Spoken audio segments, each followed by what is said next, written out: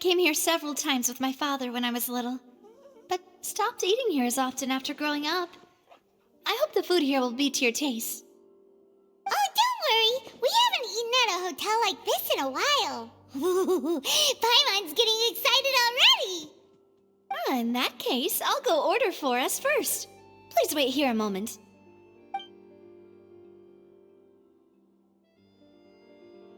Ooh, everything looks so good. People in Fontaine sure know how to enjoy life. Why, of course. Go ahead, try whatever you like. If the food's good, I'll make a group reservation for the rest of Spina di Rosula next time. And if it's not? Well, then I'll still bring everyone. Albeit with only one dish per table. You, sure have your own way of doing things. Oh, we called this a farewell meal, but we could also treat it like a victory feast, right? We did just win that case after all. Oh, true. Very true. In that case, boss, we'll have another 2 dishes. Huh? Paimon didn't mean that you had to order even more food.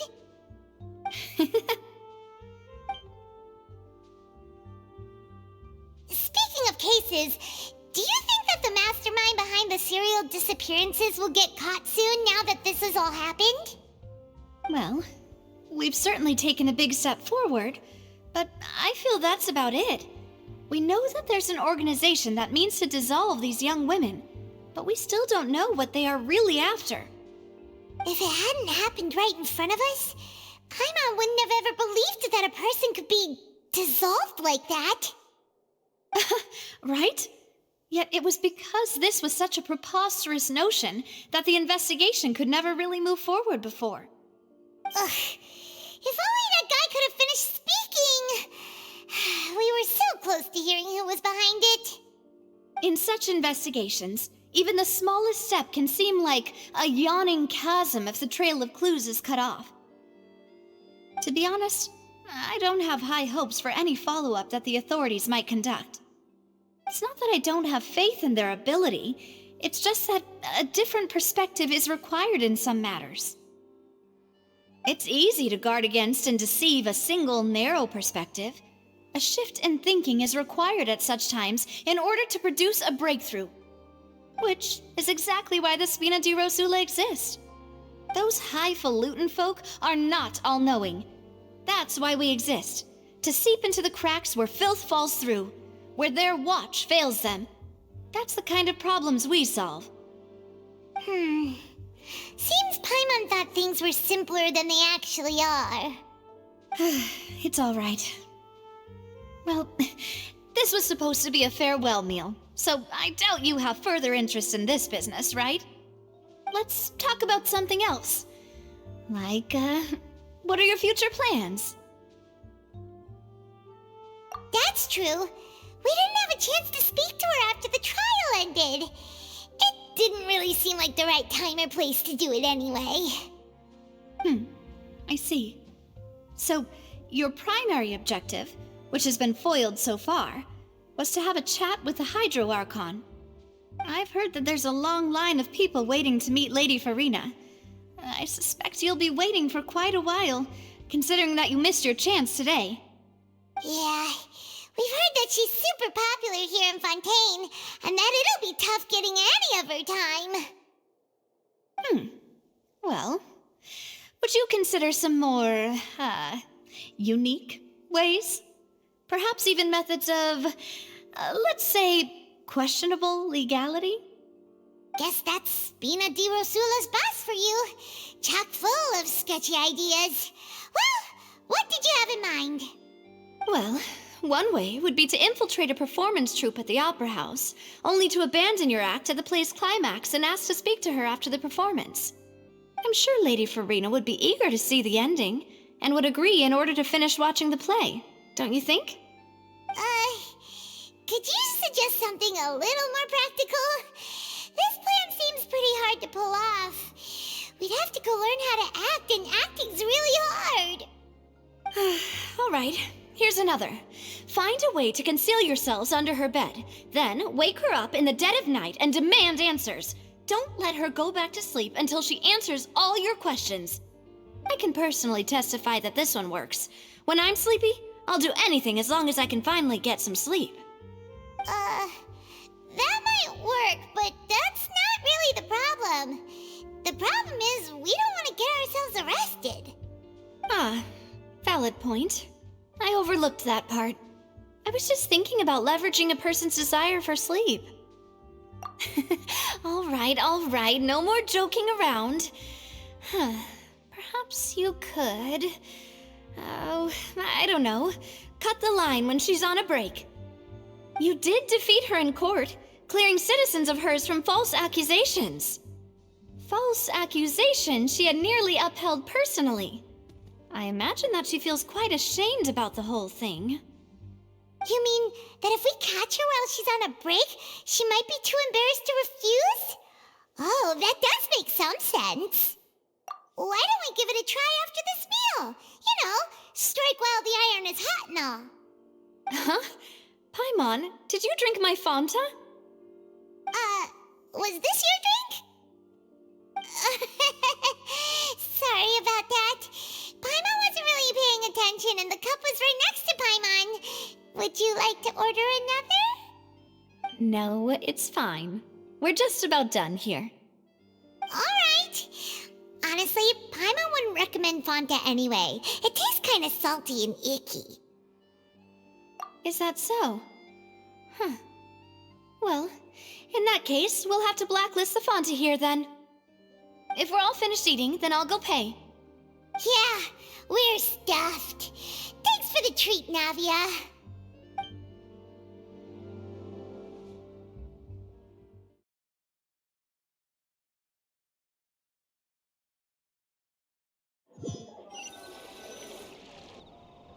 Oh, so full. Paimon can barely float anymore. Nah, that would be so... normal. You know, like you. Okay. As for expenses this month, we're left with... Hey, Navia! What are you doing over there? Oh, nothing. It was just a meal, you know? Nothing the Spina di Rosula can't cover. Let's get ready to try to meet the Hydro Archon again. Bye, Navia! So this is goodbye, huh? Well, if you do encounter any other trouble in Fontaine, you're always welcome to contact the Spina di Rosula. I'll give your requests the highest priority. In any case, I wish you smooth sailing. I'll see you again, partner. See ya!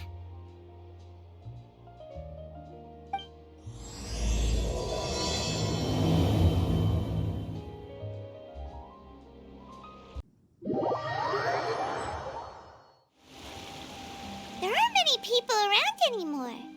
Looks like that boat we took to Araneas might have been the last one. Vache. Looks like we're back here again. Huh? Traveler? Are you hearing voices again? Ugh. That's kinda spooky. Are you sure we don't want to come back in the morning? Vache? Vache. Hey, why are you still walking towards it? There might be something nasty in the water. Huh? Hang on. Paimon can kinda hear a voice. It's calling for Vache, right? Hey, Traveler! Stop walking! Come on, wake up!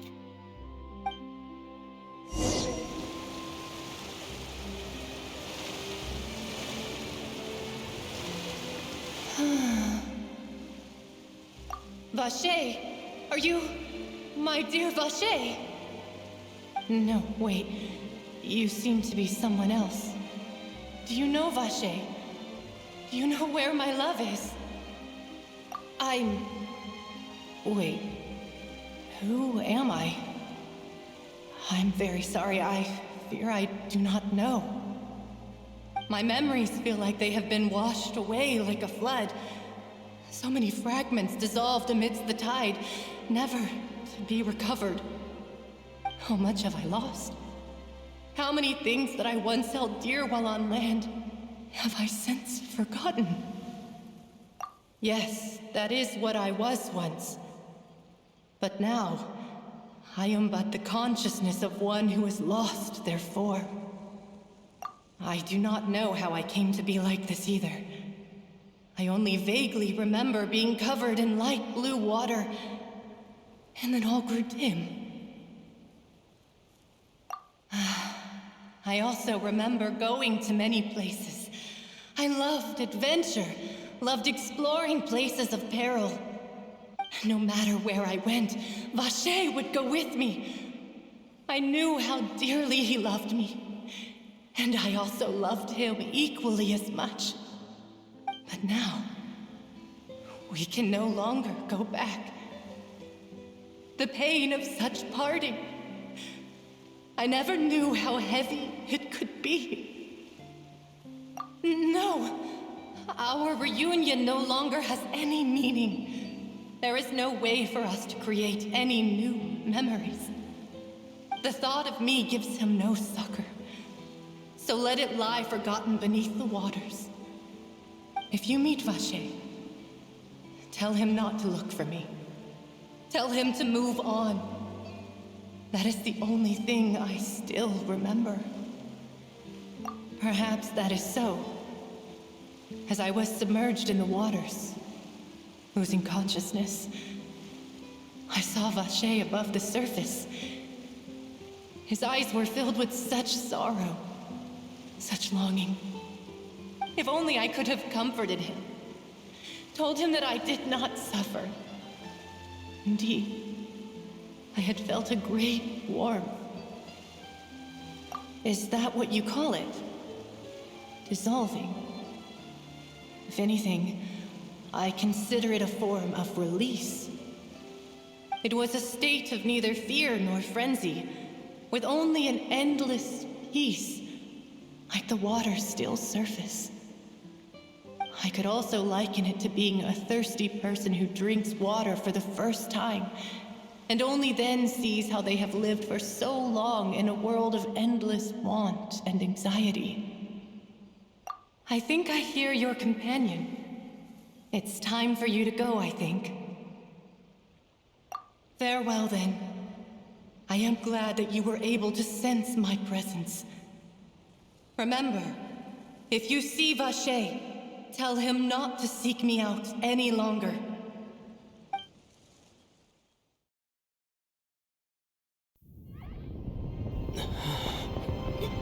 Wake up! Come on, hurry!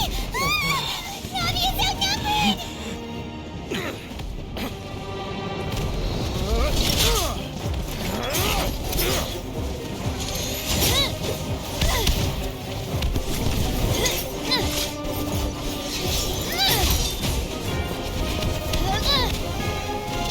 Demoiselle, look out!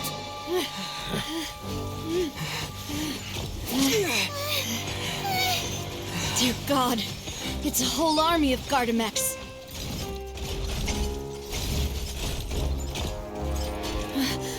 Chlorand?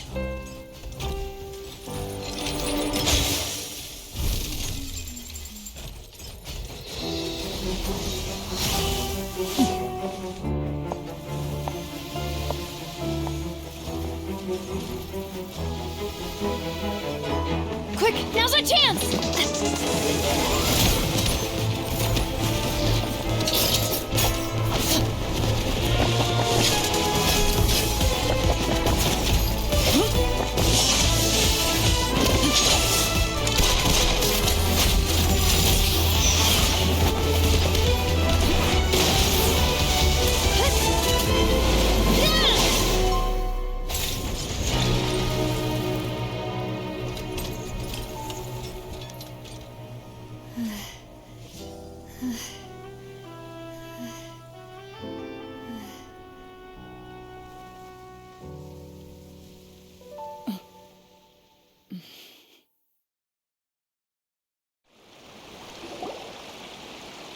I should thank you for lending us your sword there, Chlorand. before I do so, could you explain how you managed to show up here? I followed you.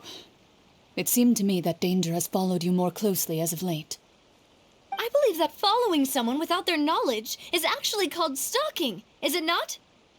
Mr. Callus's last wish was for me to ensure your safety, and I will not betray his trust. He would do the same, were he alive today. Do not speak of my father! Sorry, demoiselle. I was not strong enough. Thank you for your aid, Miss Clorand, but do keep an eye out for your manner of speech. I believe we all wish to avoid unnecessary emotional harm. Sorry, I did not consider your feelings. Whatever. What else do you know? How did you come to the conclusion that I'd be in grave danger? I doubt I know much more than you, but I believe that the mastermind behind the serial disappearances is very powerful. Your performance tonight will almost certainly attract their attention. I'm sure they've known about me. To be honest, I'm shocked it's taken them this long to act against me. And what about these Gardamex? I thought only those associated with the Maison Gardiennage could control them. None of these mecha have serial numbers. I was sure to check a moment ago. They are not the ones used by the authorities to enforce the law. I can only conclude that some powerful or wealthy party must have obtained them via illegal means, deploying them as a private force of sorts. What? Your point being that they're out of Spina di Rosula's league, then? Yes. Be careful, and do not act rashly. I will continue investigating no matter what. We will bring the truth to light. That's my father's true last wish. Regardless, thank you for your help today, Clorand. But if you get any ideas, tell me first. I don't much appreciate being followed. I do not think that they'll strike again anytime soon. So I shall stop following you. Good day, all.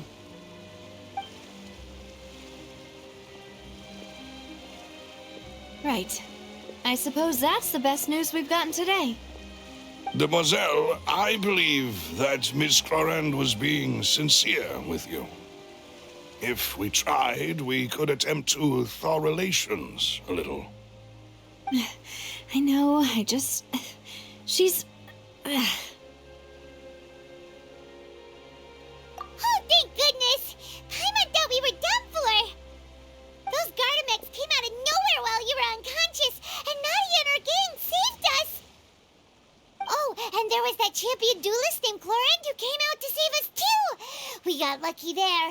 Paimon probably couldn't have fought them off otherwise. Oh, come now. Forget all that polite talk.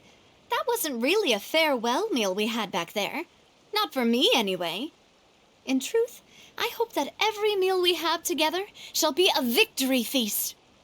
As such, we're still partners. There's no need to thank me. It will take 50 years for me to match Demoiselle's magnanimity. If it were me, I would have joined the Spina di Rosula on account of her goodwill long ago. All right, you two. That's enough. Actually, Navia, how did you know that we were in danger? You sure did show up in the nick of time. Well, to be honest, you're the one who tipped us off, Paimon. Huh? Really? Paimon contributed somehow? Ooh, Paimon's even more amazing than she thought! Yes, all thanks to you grabbing my drink by mistake. How did that help? After we parted ways, I was on the way back to one of our bases when I suddenly thought of what you said. That the Fanta tasted kind of salty and icky. Fanta only comes in sweet flavors, so how could it have tasted salty? The color of the drink, if I recall, had also been a bit off. So the Fanta had been spiked with water from the primordial sea? Yes. So if you hadn't drunk that cup for me... Spina di Rosula is preparing the grandest of awards for you as we speak for saving the boss. Huh. Really? I sent people to Hotel de Boer to investigate, but whoever did this left no trace at all. That's when I figured out that you might be in danger, and hurried here as quickly as I could. But why would they go after us too? All we did was defend Linny in court and help clear his name. Ugh, now we're caught up in this mess too, aren't we? Well, you did foil a plan that they were probably pretty proud of, and almost got their name in the process. Speaking of which, did anything strange happen when you drank the primordial seawater? Well, it can't be a coincidence that the traveler fainted just now. He said that he heard that voice calling for Vache again. Oh, and this time Paimon heard it too, but it was real faint. Does this situation have to do with the primordial seawater then? Does that mean the primordial seawater raises someone's sensitivity to hydro when it's used on people who are not from Fontaine? That doesn't sound like too much of a bad thing, to be honest. New intel? While you were out cold? Well, let's hear it, shall we? Oh, that is important.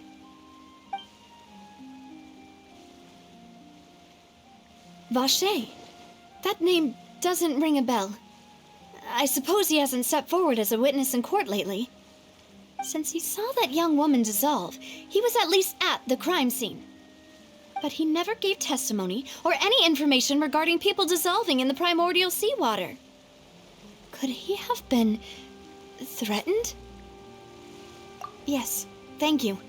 This is very important information indeed. We will continue to investigate. Oh, you mean you'll help us investigate? Well, you did say that our farewell meal didn't really count. That means we're still partners, right? And besides, we're in this now whether we like it or not. You're not gonna let those people who targeted us get off the hook so easily, are you, Traveler? Demoiselle, do try not to look quite so pleased. You are the face of Spina di Rosula, after all. You talk too much. Well, in that case, let's head back to one of our bases, shall we? I'll arrange accommodations for you. We also have some plans to go over, and hopefully we can deepen our bonds as partners. But we'll take that one step at a time, I guess. Don't worry, you two. With us around, our base is definitely secure.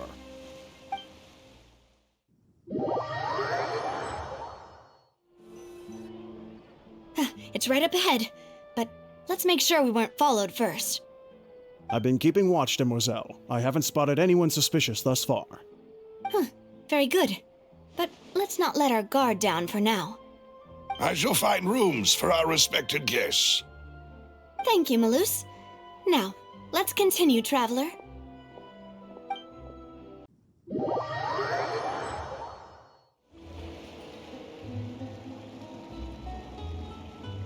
So, this is your base? It's not quite what Paimon imagined. Your accommodations have been arranged. Under the present circumstances, I can confidently say it's the best we have. Well, our funds have been a little tight lately. After all, we don't allow illegal or unethical profiteering. In fact, our funds often come from citizenry who support us. Seems like it's tough times for everyone. But if you have the support of the people, that does sound like it's worth it. To be honest, our financial situation was a lot better back when my father was in charge a few years ago. I'm afraid I'm not quite his equal. Your father, he was the previous boss of Spina di Rosula, right? How did he... Demoiselle, if you'll allow me to explain. No, I'll explain it myself. I suppose I couldn't run from this topic forever. And as partners, this is something I hope they can understand. My father's name is Callus. Yes, the same one they call Callus the Unfaithful in the streets. 3 years ago, he was accused of murdering his own friend. But he chose a duel to defend his honor instead of standing trial. He died in the duelist's ring. Oh no. But I do not believe my father was a murderer. I'm sure he was set up. At the time, I believed that if he only stood trial and was duly investigated, something amiss would crop up and prove his innocence. But strangely, he not only requested the duel himself, but rumor has it that even after being seriously injured, to the point where he could be deemed as having lost the duel, he refused to surrender, determined to die in the arena. 3 years later, I still don't understand why he did that. How could he protect his honor if he's dead? If anything, he gave up his chance to defend himself. The closest piece of info I have is that my father had been investigating the serial disappearances case at the time of his death. Ah, so that's why you're so determined to get to the bottom of that case. That's right. I've also tried to investigate the murder my father was implicated in, but I haven't found a single new clue in my countless reviews of the investigation records.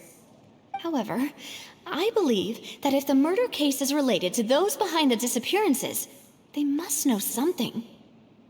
I must know what really happened. Was my father coerced? Framed?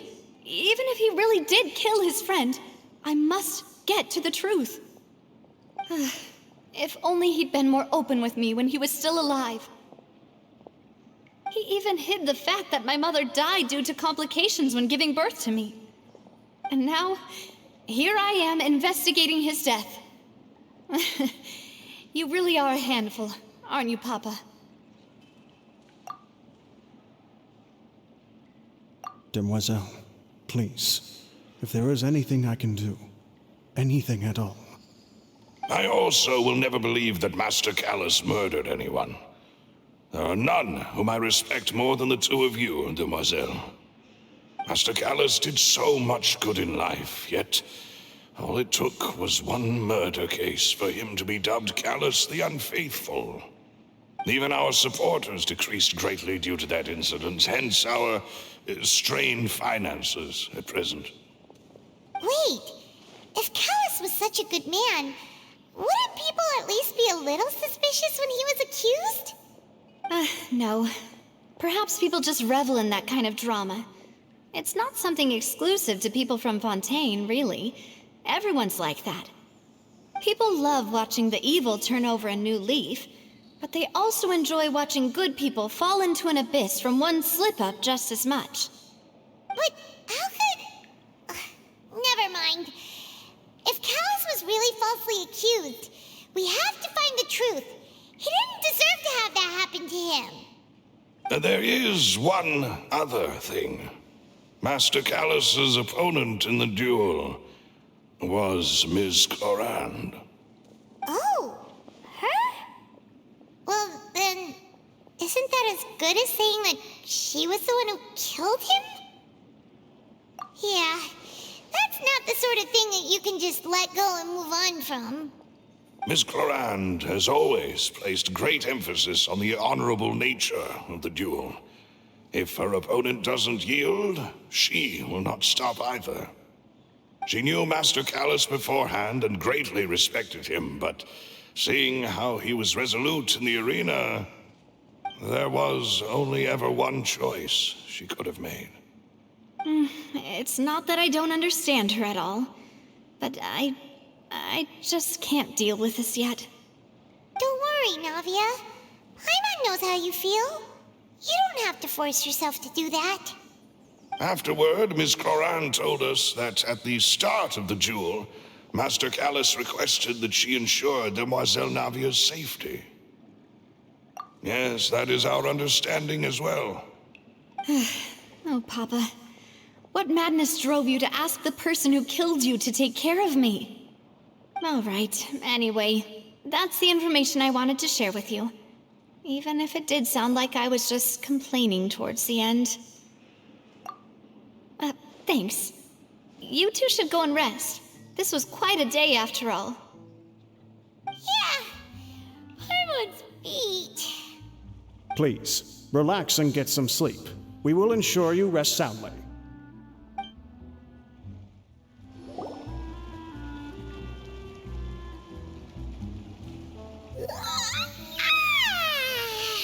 Paimon slept so well. This place feels almost too safe. Huh? Navia? where did the other two go? I sent them back to Poisson. It's Spina de Rosula's place of origin, and where we have our headquarters. There's not much for them to do here at the moment. Paimon gets the feeling that you're just trying to get them off your back.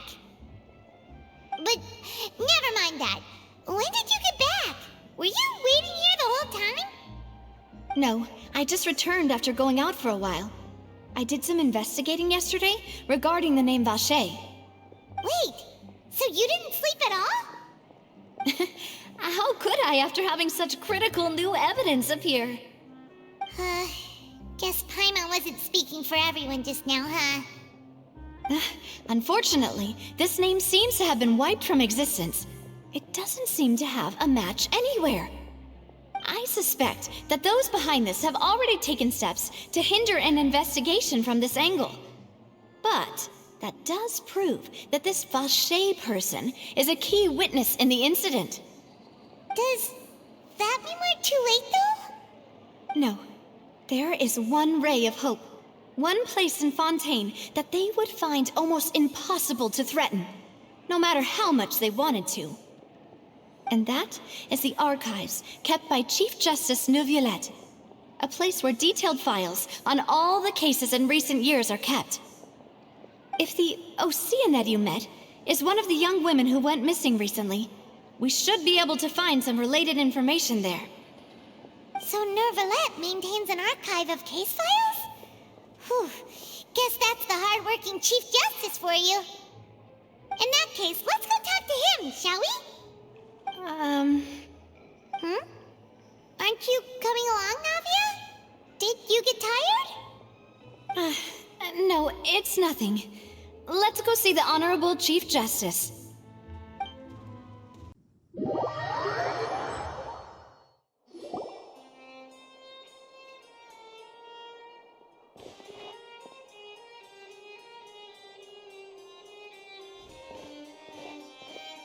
Halt! Please state your business here. The Chief Justice is presently occupied with official matters. Huh. This place does look pretty heavily guarded. Guess that proves that Neuvillette's files are really secure. Hey, don't you recognize us? Huh? Who are you? Just to be clear, I don't care who you are or who you might be related to. Our rules make no exceptions. See? They've got great discipline, too. Yep. Paimon can tell. If you're here just to crack jokes, I can point you towards the exit. Unlike some, we're busy, so please leave if you don't have a reason to be here. No. What I meant to say is, shouldn't you remember us from a few days ago? We were at the trial of the great magician Linny. Oh, yes, I remember. I read about it in the Steambird. You must be Linny's attorneys. It's all coming back to me now. We're here today to report and archive some information on a follow-up case. Huh, is that even a thing? Of course. Don't worry, we're here on official business. You can trust us. All right then, I'll let you through. The Chief Justice is just inside. Thanks so much.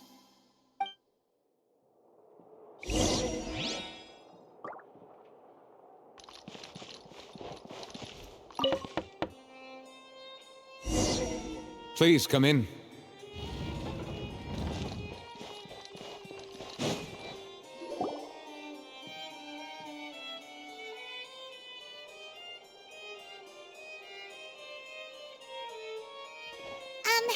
Sorry to barge in, Monsieur Neuvillette. We only lied to get in because we didn't know any other way. It's all right. Please let me know how I may be of assistance to you. So you're not mad at us? We're looking for a man called Vache. He may have been an eyewitness in the serial disappearances case. If we can find him, we may be able to unearth some key information on the case. Ah, I see. In that case, please wait here a moment while I browse through the files.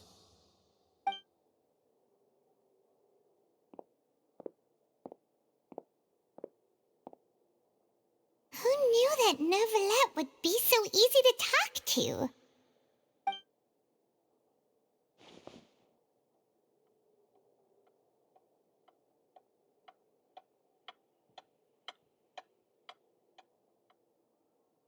Unfortunately, I'm quite certain that no one by the name of Vache has been involved in any case, criminal or civil, in the past several years. There are no records of him either in the files or in my memory. Traveler, what if it was really just a dream? Is that so? All right then. Thank you so much, Monsieur Neuvillette. We'll take our leave now. Ahem.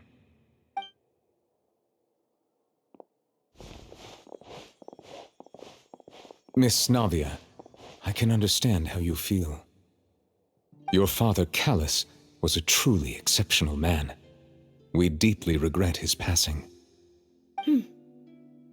And what are you trying to say, Monsieur Neuvillette? Are you trying to console me? Extend your sympathy? Or just express some tendril of regret? No. You are not trying to do any of that.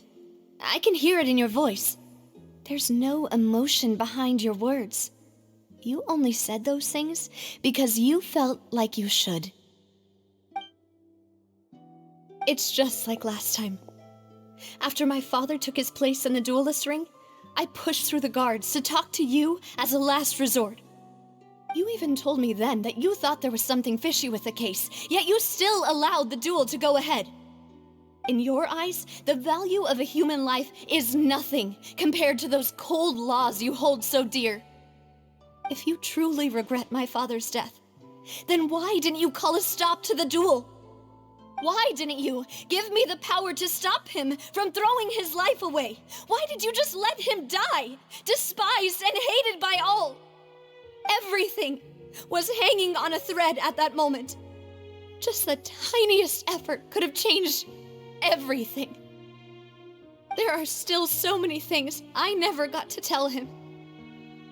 So many questions he still owes me answers to. If you really have no heart, then just look me in the eyes. I, Navia, will show you the true meaning of regret. I'm sorry, Miss Navia. You and my father are truly alike. You keep all kinds of things in your heart and never say a word to anyone. It's not so much that you can't feel, but that you would never express anything. Oh well. In any case, everyone already knows full well the apathy of the Chief Justice. My apologies for taking my emotions out on you, Monsieur Chief Justice. Let's go, Traveler and Paimon.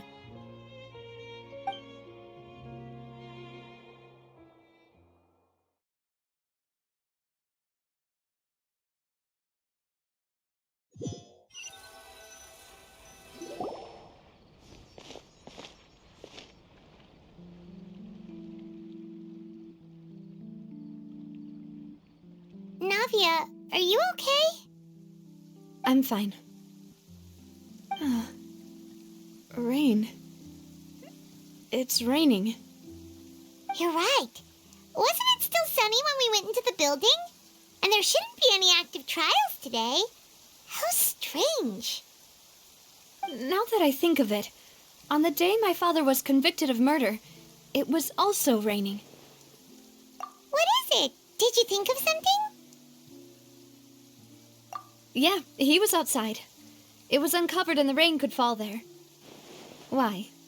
Do you think the rain could have affected the crime scene? That thought has occurred to us before. We've even expanded the search area to try to account for that, but didn't find anything of value.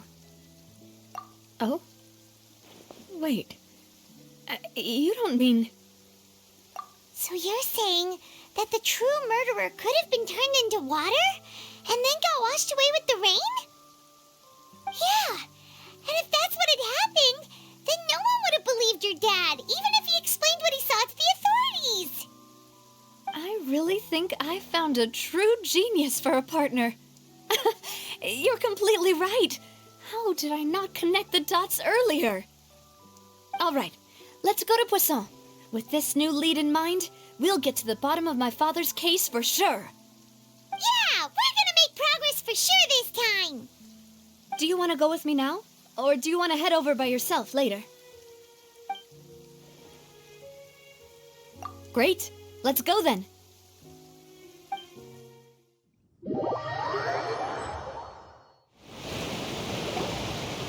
Whoa! What a huge ship! Why would a ship be anchored at a place like this? There's no need to be so surprised. While it may look like a ship, it's actually Spina di Rosula's headquarters. My father was the one who asked for it to be built like this. Perhaps our taste in exterior design is the only thing we occasionally had in common. A gigantic and glamorous ship embodies discovery, opportunity, ambition, and conquest. It symbolizes Spina di Rosula's bright and limitless future. And Paimon thought you were bluffing when you said Spina di Rosula had a glorious past. Paimon was confused why a group with such a history would live in the sewers. But now that Paimon has seen this ship for herself, she's been convinced. Well, Poisson is where Spina di Rosula began, after all. It's our main base, our home.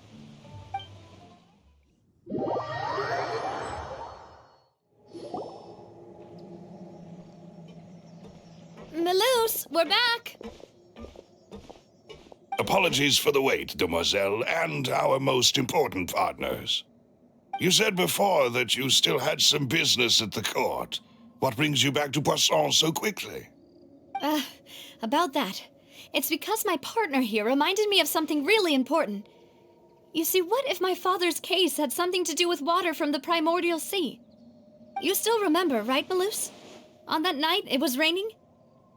Yes, the case was quite similar to that of Mr. Linney's. Both were what you'd call impossible murders. Could you tell us a bit more about what happened before? Yeah, of course. Many years ago, something called synth began to gain popularity in Poisson. At a glance, it was a kind of drink that could excite your mood and produce many pleasant hallucinations. Wait! Didn't that guard guy who turned into water also mention that the primordial water could be used to produce some kind of potion? Yes, he did. Considering what we know now, it's almost certain that synth is created using water from the primordial sea. If you drink synth for an extended amount of time, you'll suffer many side effects, such as losing the ability to focus or control your emotions. And if you were to stop drinking it completely, you'll experience flashes of paranoia and anxiety while lacking energy to do anything. It's an extremely dangerous substance. As he oversaw Poisson, my father was compelled to put a stop to synth abuse and called for a complete ban of it.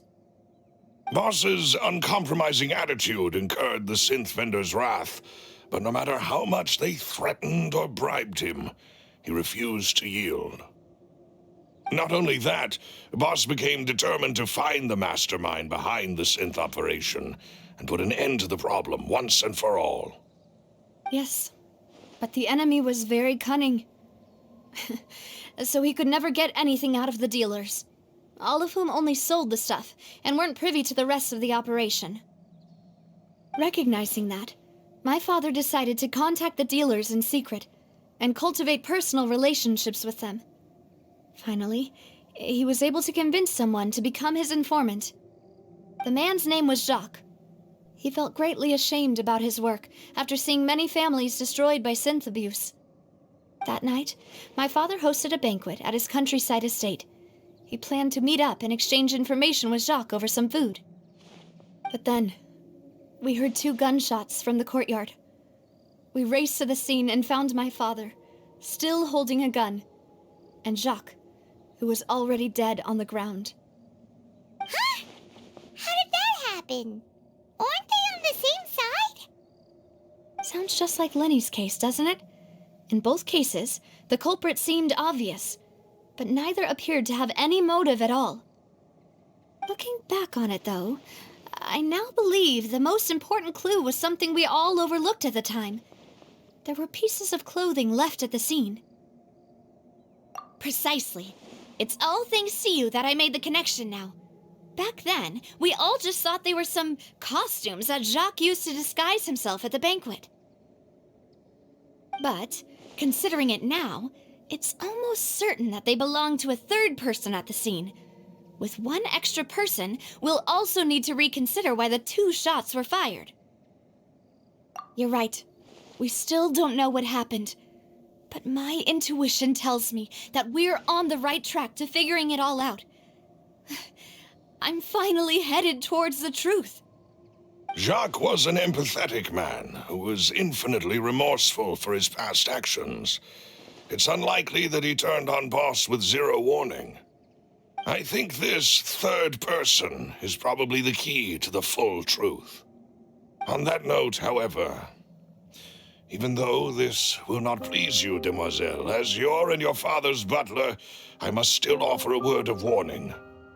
Our opponent is insidious and cruel. They are extremely difficult to deal with, and Boss has already lost his life trying to bring them to justice. Even though Spina de Rosula has lost most of its former glory, Poisson has welcomed a new time of peace, and we have been allowed to live out our lives.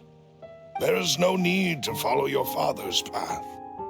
It would be both wise and in line with Boss's wishes to step back and give up on the case. If that's indeed what he wished for, then he should have told me that himself. Was I not the closest person to him? And yet, I was the one most kept in the dark.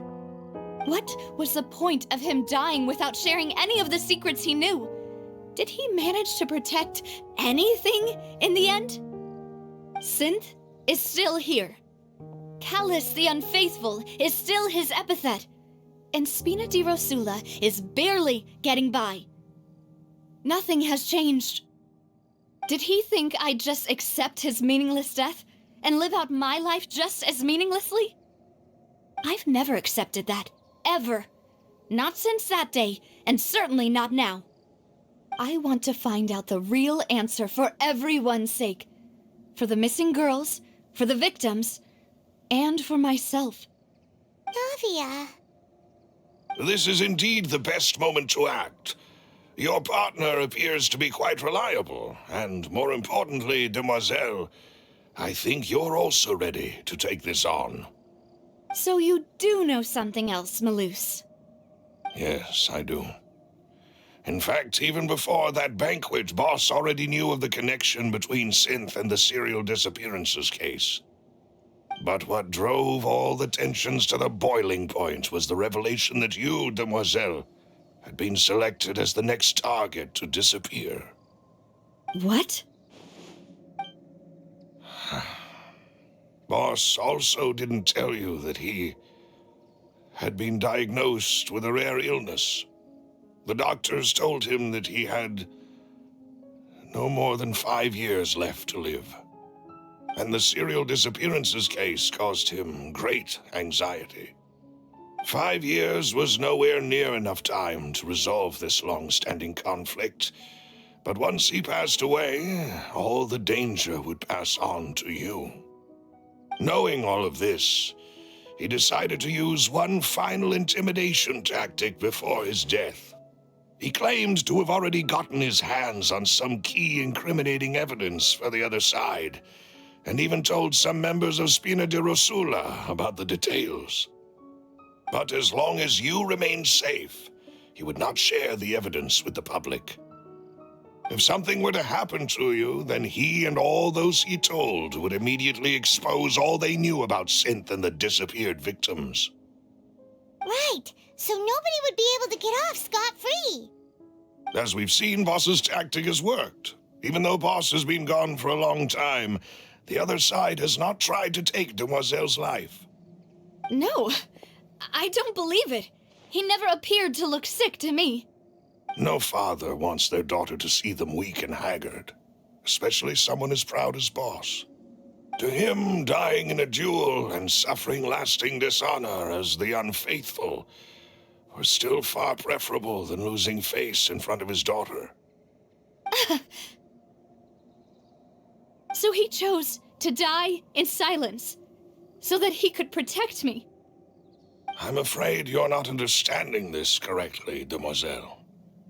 What Boss wanted to hand to you was not a parasol, but a sword.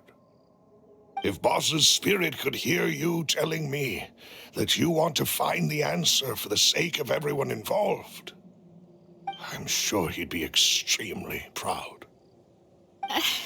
That fool. Couldn't he have just given it to me straight? No. He might have set up everything precisely because he never thought I'd be able to understand him. Is that the amount of confidence he had in me? And what if I was never able to make it to where I am now? Yeah. I suppose that's true. With the way he'd set things up, if I had wanted, I could have just lived out my life without a care in the world. But thankfully, he rarely talked to me about complex matters, and thus understood little of me as a person. In this case, he really didn't need to give me an easy way out. Malus, what was the key evidence that he shared with you? It's the location where synth is produced. Essentially, it's the enemy's headquarters. When he was threatening the enemy, Boss didn't share the specifics of the incriminating evidence he found. But if you want to use it against the enemy, you'll still have to take several things into consideration. Why? If we know where the place is, can't we just go storming in? You mustn't forget that we're fighting against a mysterious and dangerous organization that's been in operation for decades. There's no telling what might be lying in wait at their headquarters. We also have no idea what kind of evidence we may be able to find inside, nor what people we may be able to capture. But a single visit to their headquarters would be tantamount to a formal declaration of war. The worst case would be that we leave empty-handed, but also open ourselves up to full retaliation. Then, in that case, why not work with the Fontaine authorities? Well, you saw one of them dissolve during Mr. Linney's case. We have no idea just how thoroughly they may have been infiltrated. That's true. Seems my father really had no choice. But things are different now. It should be a lot easier to prove the other side's guilt, now that we've connected Synth with the disappearances case. You sound like you've put a lot of thought into this, Malus. I am the butler, after all. I live but to serve the boss and Demoiselle's will. I've always been willing to take on any kind of risk for your sake. But considering my relative lack of ability, I've spent my time keeping secrets, performing basic investigations, and waiting for the right time to come. Thank you for all of that, Malus. Have you discovered anything new in the past few years? Let me think. One conclusion I came to is that the enemy must be quite familiar with Spina di Rosula, or at least have an informant planted here. When I announced orders to the organization's members on Demoiselle's behalf, I used to deliberately keep a few people in the dark and observe the reactions of the synth vendors. If the vendors didn't change their plans, then the individuals informed of our orders must be innocent. If the vendors packed up and fled, however, then someone must have given them the news. After several rounds of testing and investigative tracing, I've narrowed the suspect list down to 3 people. The first is Florent, Spina di Rosula's senior advisor. Huh? Florent? Yes, surprising, isn't it? He was one of the people Boss trusted the most, which also means that he was someone who understood Boss really well. Thanks to his position within Boss's innermost circle, he always knew our upcoming plans and could thus avoid capture this whole time. There's someone else like him too. Marcel, the head of Confrérie of Cabrières. Uncle Marcel. It's a guild in Poisson. Boss helped it to grow to its current size and prominence. In the beginning, they were only reselling some daily goods, but now they're one of the richest guilds around with a lot of business connections in the city. So, They're like a sister organization of Spina di Rosula? Yes, you can say that. When we were fighting against the synth dealers, they provided us with plenty of support. It's a bit difficult to imagine someone using their own money to hunt down themselves. The final suspect is Tiri, the man responsible for coordinating information between Spina di Rosula and the guards. Although the guards mostly leave us to our own devices, there are still many activities we have to report to the local authorities. Since Tiri is always in the know about our current activities, he could theoretically always plan one step ahead. I see. These are all people who I communicate with quite regularly. To think that the enemy we've been fighting against has been right next to me all along, among those I trust the most. It's almost too hard to believe. If you want to investigate them, please take every precaution to not alert the quarry. Judging from our experience, the enemy is extremely cautious. Of course. And thank you, Malus. You've provided us with a lot of great information. You're too kind, my lady. I'm just doing my duty. And before I forget, proving Boss's innocence would also mean clearing him of blame in Jacques' death. After that incident, Jacques' wife and daughter were taken into the Spina's care. They still live in Poisson today. If it might help, you could also pay them a visit. I can make the necessary arrangements. Oh, thank you so much, Malus. You really are the best. A new case awaits, my dear partner. I hope we can work together to uncover the truth and end this case once and for all.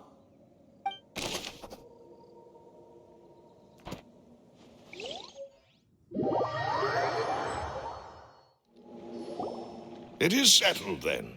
Please excuse me, and enjoy your conversation at your leisure. Thank you for arranging everything for us, Malus. Excuse me, miss. Do you need anything from us? Hey, Navia's all quiet. This isn't like her at all. I'm sorry that I only came to visit after all this time. After what happened, I didn't know how I was supposed to face the two of you. If it's about that, there's no need to apologize. After my husband died, Spina di Rosula sent us a lot of mora and support. I understood your guilt and apology to be genuine.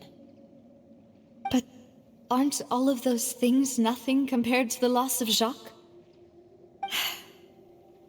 I can understand the kind of pain that comes with losing a father so needlessly. You don't understand at all. I didn't know how to face you, because I didn't know what I could possibly bring as a consolation gift. I know only the full truth could bring closure to you, and to all of us. I'm sorry. I appreciate the sentiment, but you don't have to carry all that guilt. On the matter regarding my husband, my daughter and I have more or less found our answer already. Would you mind sharing it with me? I really can't believe that my father could ever bring himself to shoot Jacques. I always knew that my husband's money was earned through others' suffering. He told me countless times that if he could turn back the clock, he would never go into the synth business again. He had many regrets, and felt that he took the idea of providing for his family too literally. For the longest time, he thought mora was everything. So when Mr. Callis came to him with a proposal, he accepted it almost immediately. He tried to be as careful as he could, but even so, he was still found out by the higher-ups. They found out about his betrayal? Papa didn't say that exactly, but Papa did tell me that I should never be ungrateful. Before he left that day, he told me that he had no choice. It was only later that I realized it was his final farewell to the two of us. I don't know that for sure, but you could say that's the conclusion I eventually came to. Which is why I'm the one who should feel guilty. Callus had always taken great care of us, both when he was still alive and after he passed away. Even if he fired the shot that killed my husband, it was likely in self-defense. It is impossible for me to hate him for what he had done. But Mama, why is Papa still the bad guy if he did the right thing? Papa always wanted to be a good man, so why did he have to do a bad thing in the end? Well, things aren't always as they seem. You still feel like your papa was a good man, right? Yeah, Papa was a really good man. The best in the whole world. Then you should hold on to that. If a good man had to do a bad thing, then he must have had his reasons. Regardless of whether he left you a parasol or a sword, he must have done so to give you a better life. Oh. Thank you for everything you've told me. I will definitely find the truth. The current state of things is not something I'm willing to just sit back and accept. Thank you. I'm very grateful to hear this from you. Even though your personality is quite different from your father's, your determination when you speak is really similar. You really think so? That's the first time anyone said that to me.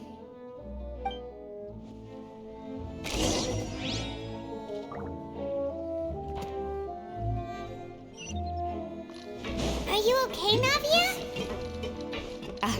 I'm fine. Don't worry. Let's investigate the 3 suspects next. Florence should be nearby, and we should be able to find Thierry and Uncle Marcel in the city. I'll get myself together on the way, so please don't worry.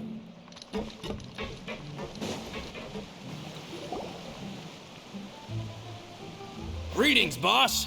How may I be of assistance today? I'm sure you've heard about what happened at the Opera House. Someone got turned into water right in front of us. Yeah, I've heard. With something that dramatic, I'm sure journalists will milk it for all it's worth. And it'll be all the talk for the next several weeks. It also reminded me, on the day that the incident happened with my father, it was raining outside, and we found some clothes left at the scene. After my partner here put the dots together for me, I feel like we should try to reopen his case. Can you do me a favor and try to recall what happened that night? Let me think. Mr. Callus was feeling pretty upbeat that day. So he was drinking and bantering away with us at the table. After that, he told us that he wanted to go get some fresh air. So we let him go without thinking much of it. Who knew that we would hear 2 gunshots ring out right after? My first reaction was that Mr. Callus's life was in danger. So I grabbed my holster and made a mad dash toward the scene. But when I got there, it was already too late. Mr. Callus was standing over a dead body with a gun in his hands. All we could do was look back and forth at each other, not knowing what to say. So you also remember 2 gunshots then? Indeed. The guard said that the first shot didn't hit anyone, while the second killed Jacques. But I've never really bought that explanation. Reason being, Mr. Callus had left his gun on the table. I even made sure to confirm that before running to the scene. But according to the guards, that doesn't mean he couldn't have had other guns on his person. About the clothes left at the scene that you mentioned. Do you think there was a 3rd person there who was turned into water? At least from our perspective, my father had no reason to kill, so he would also have no reason to bring an extra gun with him. The gun he was holding probably belonged to Jacques, or a 3rd person on the scene. Yeah, that makes a lot of sense. So you're saying Mr. Callus ended up with the gun because he seized it from one of the other guys? But hold on. If that's what had happened, then why didn't he share the truth with any of us? He didn't even want to face the Oratrice machine, and chose instead to prove his honor in a duel. Did he lose all faith in the courts after seeing someone dissolve right in front of his eyes?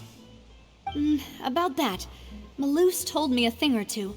So, I think I can understand why he committed to the duel.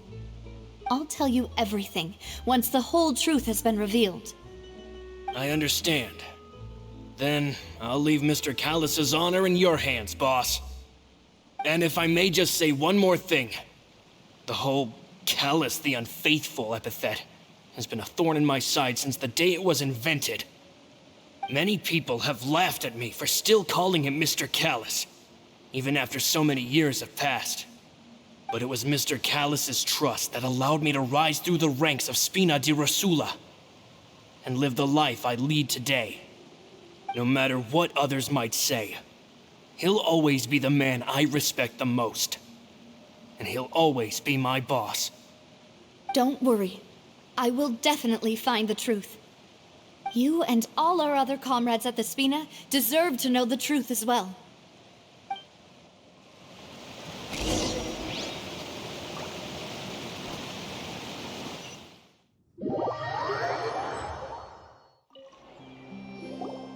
Hey, Thierry, it's me. Oh, now, what brings you here, Miss Navia? I've heard that you made quite the name for yourself at the Opera House. Oh, so you've got news of that already. Oh, okay. Hey, I'm also a member of the Guards, you know. The way you make it sound, people would think I was sent off to Poisson because I had done something wrong. Are you sure there isn't a little bit of truth in that? Under normal circumstances, shouldn't you have been called back to the city already? I mean, where I work is really up to me. Let's just say I enjoy the ambiance of Poisson. Callus did a fantastic job running the town, building Spina di Rosula from the ground up and clearing many obstructions in my way. It would be next to impossible for me to find a similarly easy but high-paying job in the city. Anyway, enough chit-chat. Are these two friends of yours? You, here for some formal business? Yes. These two are my partners. What happened at the Opera House made us realize that Linny's case and my father's may be related. We're trying to reinvestigate the details of my father's old case. Ah, I get it. You think there might be more to the case now that we know people can be dissolved into water, right? I was also flabbergasted when I first heard of it. If you want to go through the original files from your father's case, I can help you look for them. That'd be much appreciated. Thank you. Actually, I have another question. Do you have the authority to dispatch Gardamex? Of course. Without them, I couldn't possibly handle Poisson on my own. Why do you ask? We definitely can't use them to forcefully get more evidence for your father's case. Well, you see, just recently, we were attacked by a horde of unnumbered Gardamex in the city. So, if you hypothetically wanted to do something against me, all you would need to do is get rid of the mecha serial numbers and send them after me. Then you think too highly of my abilities. Dispatching mecha is very different from controlling them. If I had to make an analogy, when you order a dish, the chef will make it for you. You can ask the chef to cook, but not to massage your shoulders or carry your baggage. If you try to make unreasonable demands, the chef would just think you're out of your mind and ignore you completely. The same goes for me and my Gardamex. Removing a serial number is also not as easy as you might think. There are a lot of complex steps to it, and it's almost impossible to keep it a secret. So I can promise you, those mecha were definitely private units. They're certainly not cheap. So whoever their owner is must be super rich, powerful, or both. Now that you mention it, though, being in the synth business would definitely be profitable enough to afford this. Oh, then you're officially in the clear, Thierry. Oh, well, thank you for the vote of confidence, Navia. Jokes aside, I'd like to wish you all the best with your investigation. I'll be staying in the city for a little while, so just come find me if you need any support from the guards.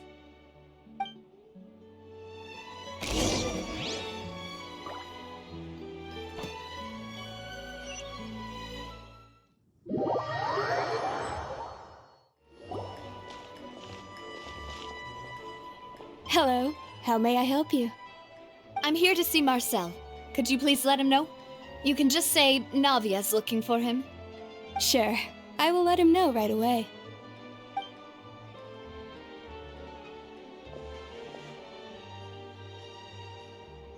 Navia, hello. Sorry to keep you waiting. I'm not as young as I used to be, so my legs are giving out a bit. Oh, it's all right, Uncle Marcel. There's no need to stress. I just wanted to talk to you briefly about what happened in the Opera House. I'm sure you saw everything too, right? Yes, I've never seen anything so strange. Oh, you were at the Opera House too? That's right. I went there with Navia to see the magic show. Who knew it would turn into a whole murder mystery? I also witnessed your marvelous sleuthing work. Quite impressive. To beat the Hydro Archon at her own game on her own turf, I can already imagine everyone in Fontaine discussing your exploits over a few glasses of wine. Oh, Paimon doesn't want to become the talk of drunkards. Apologies. It's just how Fontaine is as a nation. Everyone loves drama and theatrics. Uncle Marcel, you've also noticed that other thing, right? The fact that humans can dissolve in water? Yes, I was reminded of your father's case right away. Is that what you're investigating now? Exactly.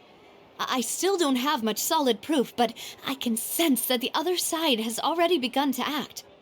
Oh, and what makes you say that?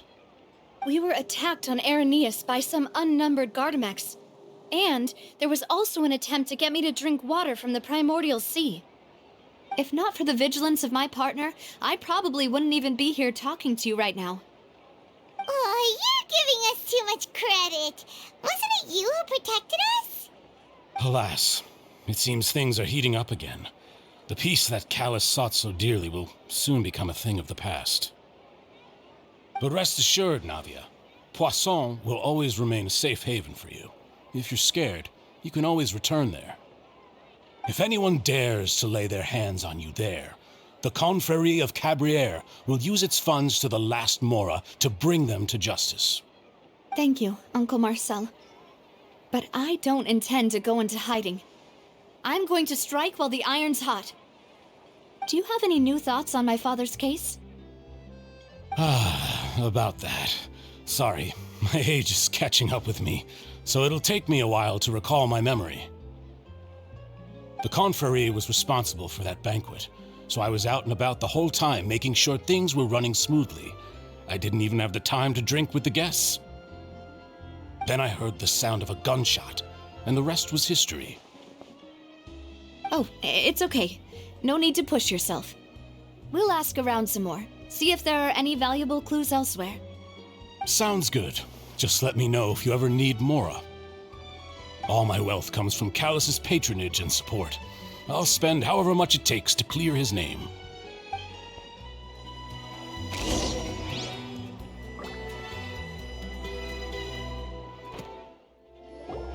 We've talked to all three suspects, purely based on their conversations with me.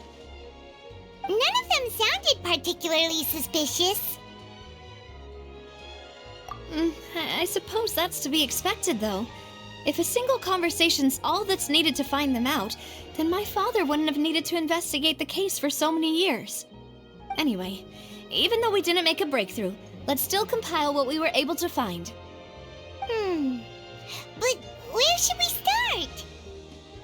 Ah, you're right! Flora mentioned that Callus probably only ended up with the gun because of circumstance. That makes sense. According to Jacques' family members, he already told them that he had been discovered, and that he had no choice before he left home that day. If I had to guess, he probably received an order from the synth boss to kill my father. Had he refused, he and his family's lives would have been forfeit. So, Jacques fired the first shot? Oh? And why is that? Ooh, that's a good point. Jacques probably already knew that he was just being used as a tool for murder. And once he had completed his mission, he'd be of no more use to his boss. Huh. So, what would make more sense from his perspective would be to turn his back on the Order and seek protection from my father. Makes sense. But without evidence, that's still just a theory. Besides Jacques, the attack from the Gardamex has been bothering me quite a bit as well. It's obvious that our enemy has become more antsy after the secret of the primordial seawater was revealed. Do you think he knew, even then, that we'd follow this lead to the end? Given everything that's happened since, it's quite possible. But who among the 3 suspects would have the ability to control privately owned Gardamex?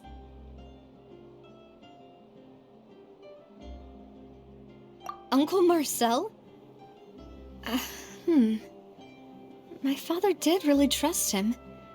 And they worked together on a large number of projects.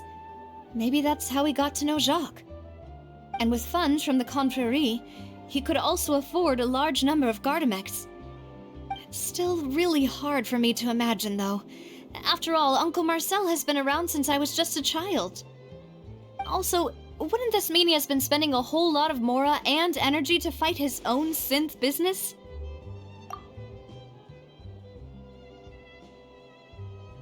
Thierry, you say? Huh. It is possible that he's figured out a way to convert the Gardamex for personal use. But I didn't feel like he was lying when he was talking to us about the mecha. I also don't think he'd be able to keep that kind of tampering under wraps.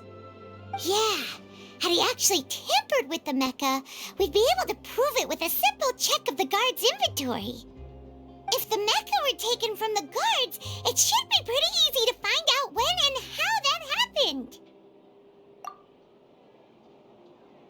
Florent? It is true that he was closest to my father, and thus had the best chance of learning about his dealings with Jacques. But as Spina di Rosula's advisor, his work mostly deals with personnel and security, so he shouldn't have much means when it comes to finances. So you're saying he's too broke to afford a mecha army? Exactly. He can't. And even if he could, I don't think he would be able to dispatch a whole group so quickly. Who could it be?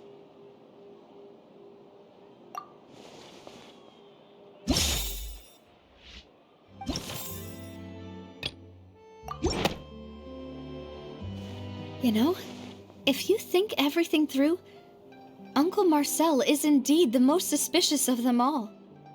Could we be missing other suspects? Malus didn't know about the people turning into water thing when he narrowed it down to these 3, did he?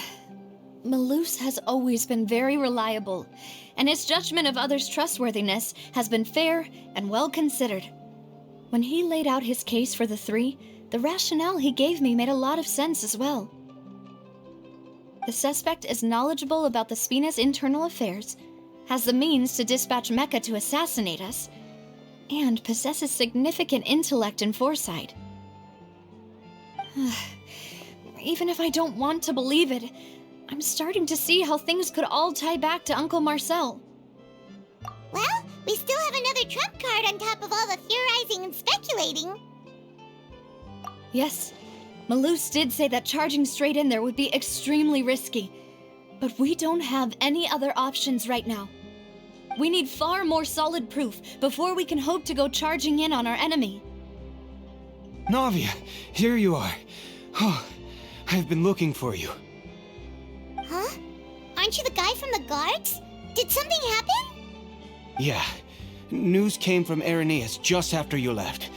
We've got another trial on our hands. Wasn't that place built specifically for holding trials? What's so newsworthy about this one? I know. But they said the person they're putting on trial is a Fatui harbinger called Tartaglia. What? Is that someone you know? Yeah, we know him. Maybe even a little too well. Well, he's been accused of being the true culprit behind the serial disappearances case. It's absurd, don't you think? Wait, how? None of our investigations have had anything to do with him. That's what I thought was strange about it, so I came to tell you the news right away. If the charge against him stands, then it'll be next to impossible to get the guards to support any of our planned investigations. Right, because they'll think they've already found the culprit. Yeah, and it'll be a lot harder then to clear Mr. Callus's name. I understand. Well, partner, what do you think we should do? We still haven't found any conclusive evidence. Huh? Split up? What do you mean? Just as expected of my partner.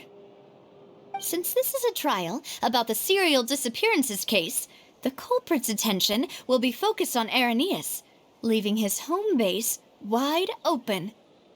You're right. This is our best opportunity. All right then, let's do this.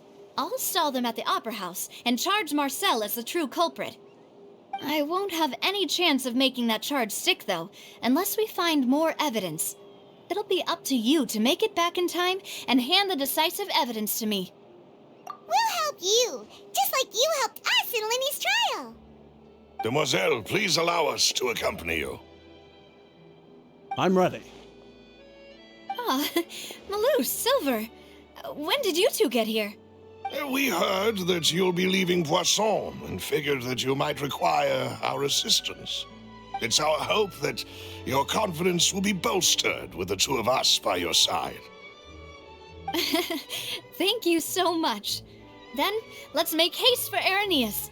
Paimon, Traveler, I'll see you at the Opera House. See you then!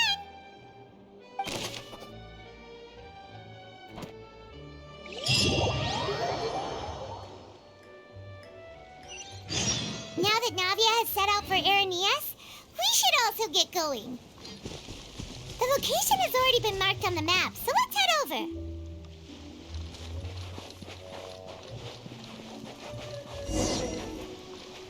Huh. According to Malus's info, the synth production base is underwater. Let's go and try to find the entrance.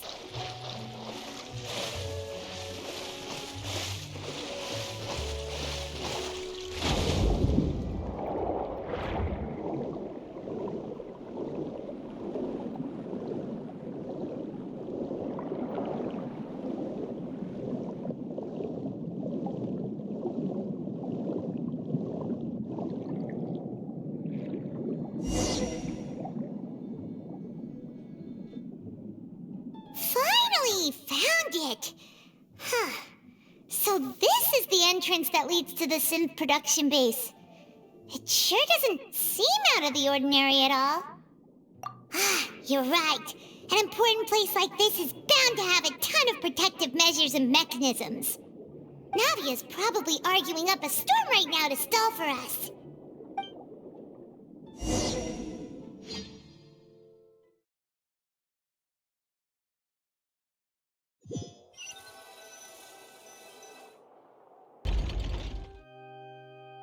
It would appear that I must repeat my question again, Mr. Tartaglia. Do you accept the charge that you are the true culprit behind the serial disappearances case? To be perfectly honest, I don't understand your country's complicated court system, or the reason why I'm being charged with something I've never even heard of. However, I did hear that people who have been charged can choose to participate in a duel to clear their name. Is that right? In which case, as long as I accept the charge, I can have an all-out fight with that champion duelist Clorend, right? I've got to admit, that's one of the most enticing offers I've ever received. When I privately sparred with her last time, she was obviously holding back. Real disappointing. Hey! Don't you understand? You're currently the prime suspect for a major case. This isn't the place for you to be looking for fights. Oh? Sounds like the Hydro Archon wants to lecture me on the ways of the Opera House. Then why don't you duel me too? I'm the kind of student that learns best in the heat of battle. No.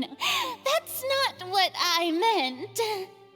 Alas, it would appear that communication with the defendant is going poorly, and we have made very little progress.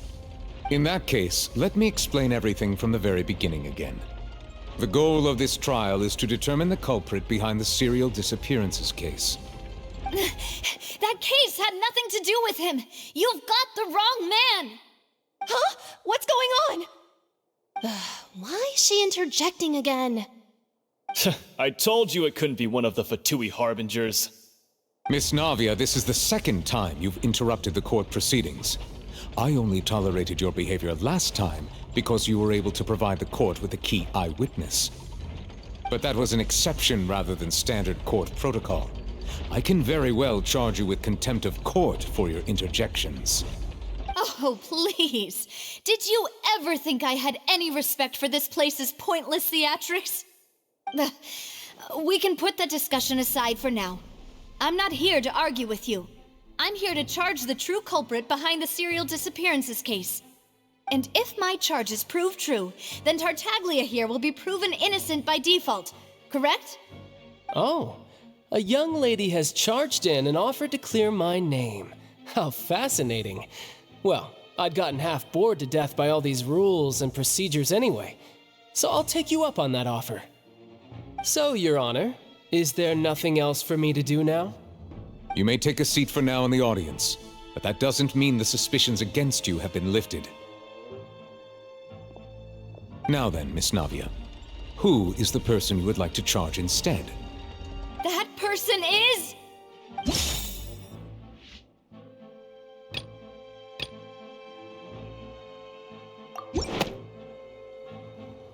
Marcel, the head of Confrérie of Cabrières! Huh?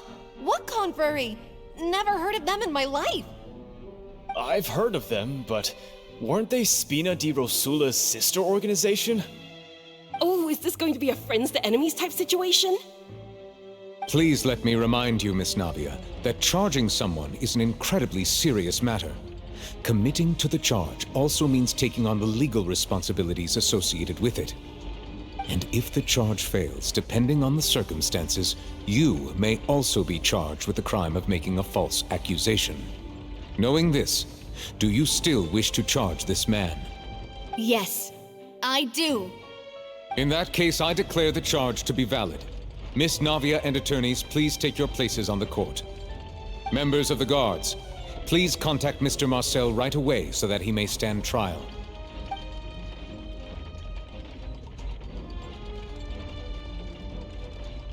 Mr. Marcel, you will not require an attorney.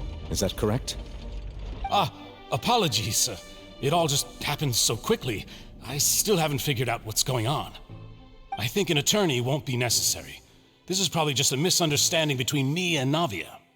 Very well. In that case, since both sides have now arrived, Miss Navia, please present your charges. I would like to take everyone back to 3 years ago, to the case of Callus the Unfaithful.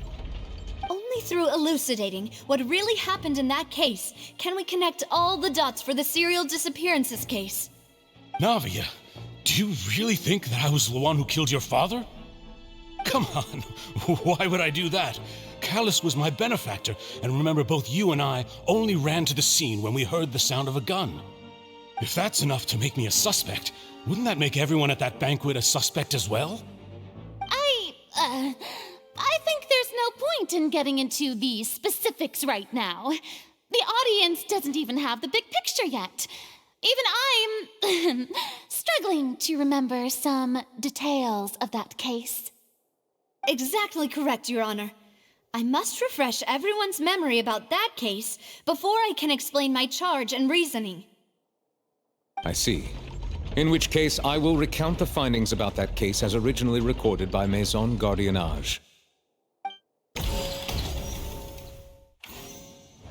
On the day of the murder, Spina di Rosula hosted a large banquet in a countryside estate owned by the Confrérie of Cabrières.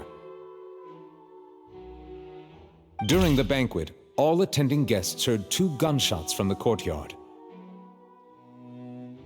When the guests arrived at the scene, they found the primary suspect, Callus, holding a gun, while his acquaintance Jacques lay dead from a gunshot wound.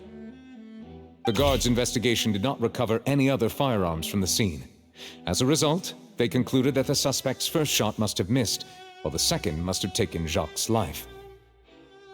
The suspect did not dispute this conclusion, and also declined to defend himself in court. Instead, he chose to prove his innocence through a duel. Callus was defeated by champion duelist Clarand in the ensuing duel, and soon succumbed to the injuries. These are the known facts about the case.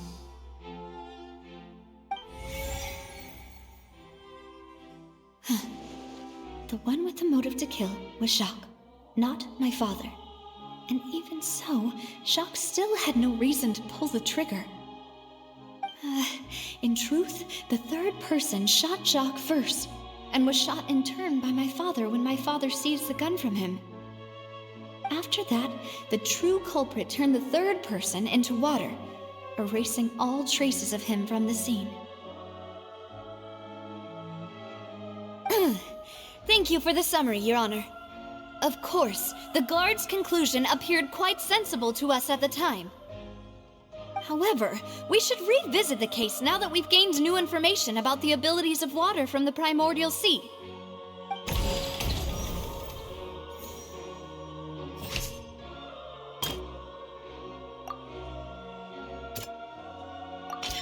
The testimony of the victim's family confirms that Jacques had thoughts of assassinating Callus when he set out for the banquet. However, in the end, he reconsidered, and instead shared everything with Callus, hoping to seek the latter's protection. Unfortunately for Jacques, the true culprit had already considered this possibility, and had sent out another assassin.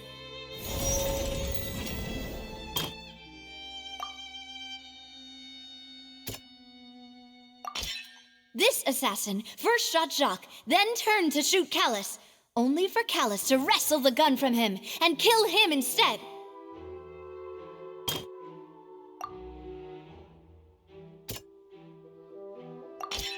A pile of clothing was found at the scene. The guards once believed they were used by Jacques as a costume to disguise himself. But now, it is clear that the clothes were proof that there was a third person at the scene, and that they were turned into water after committing the murder. Since it was raining that day, the culprit was confident that they could use the rain to wash away all traces of their dissolved accomplice. Realizing this, the true culprit caused the hired assassin to dissolve into water, leading everyone to believe Callus was responsible for Jacques' murder. This is the true version of events.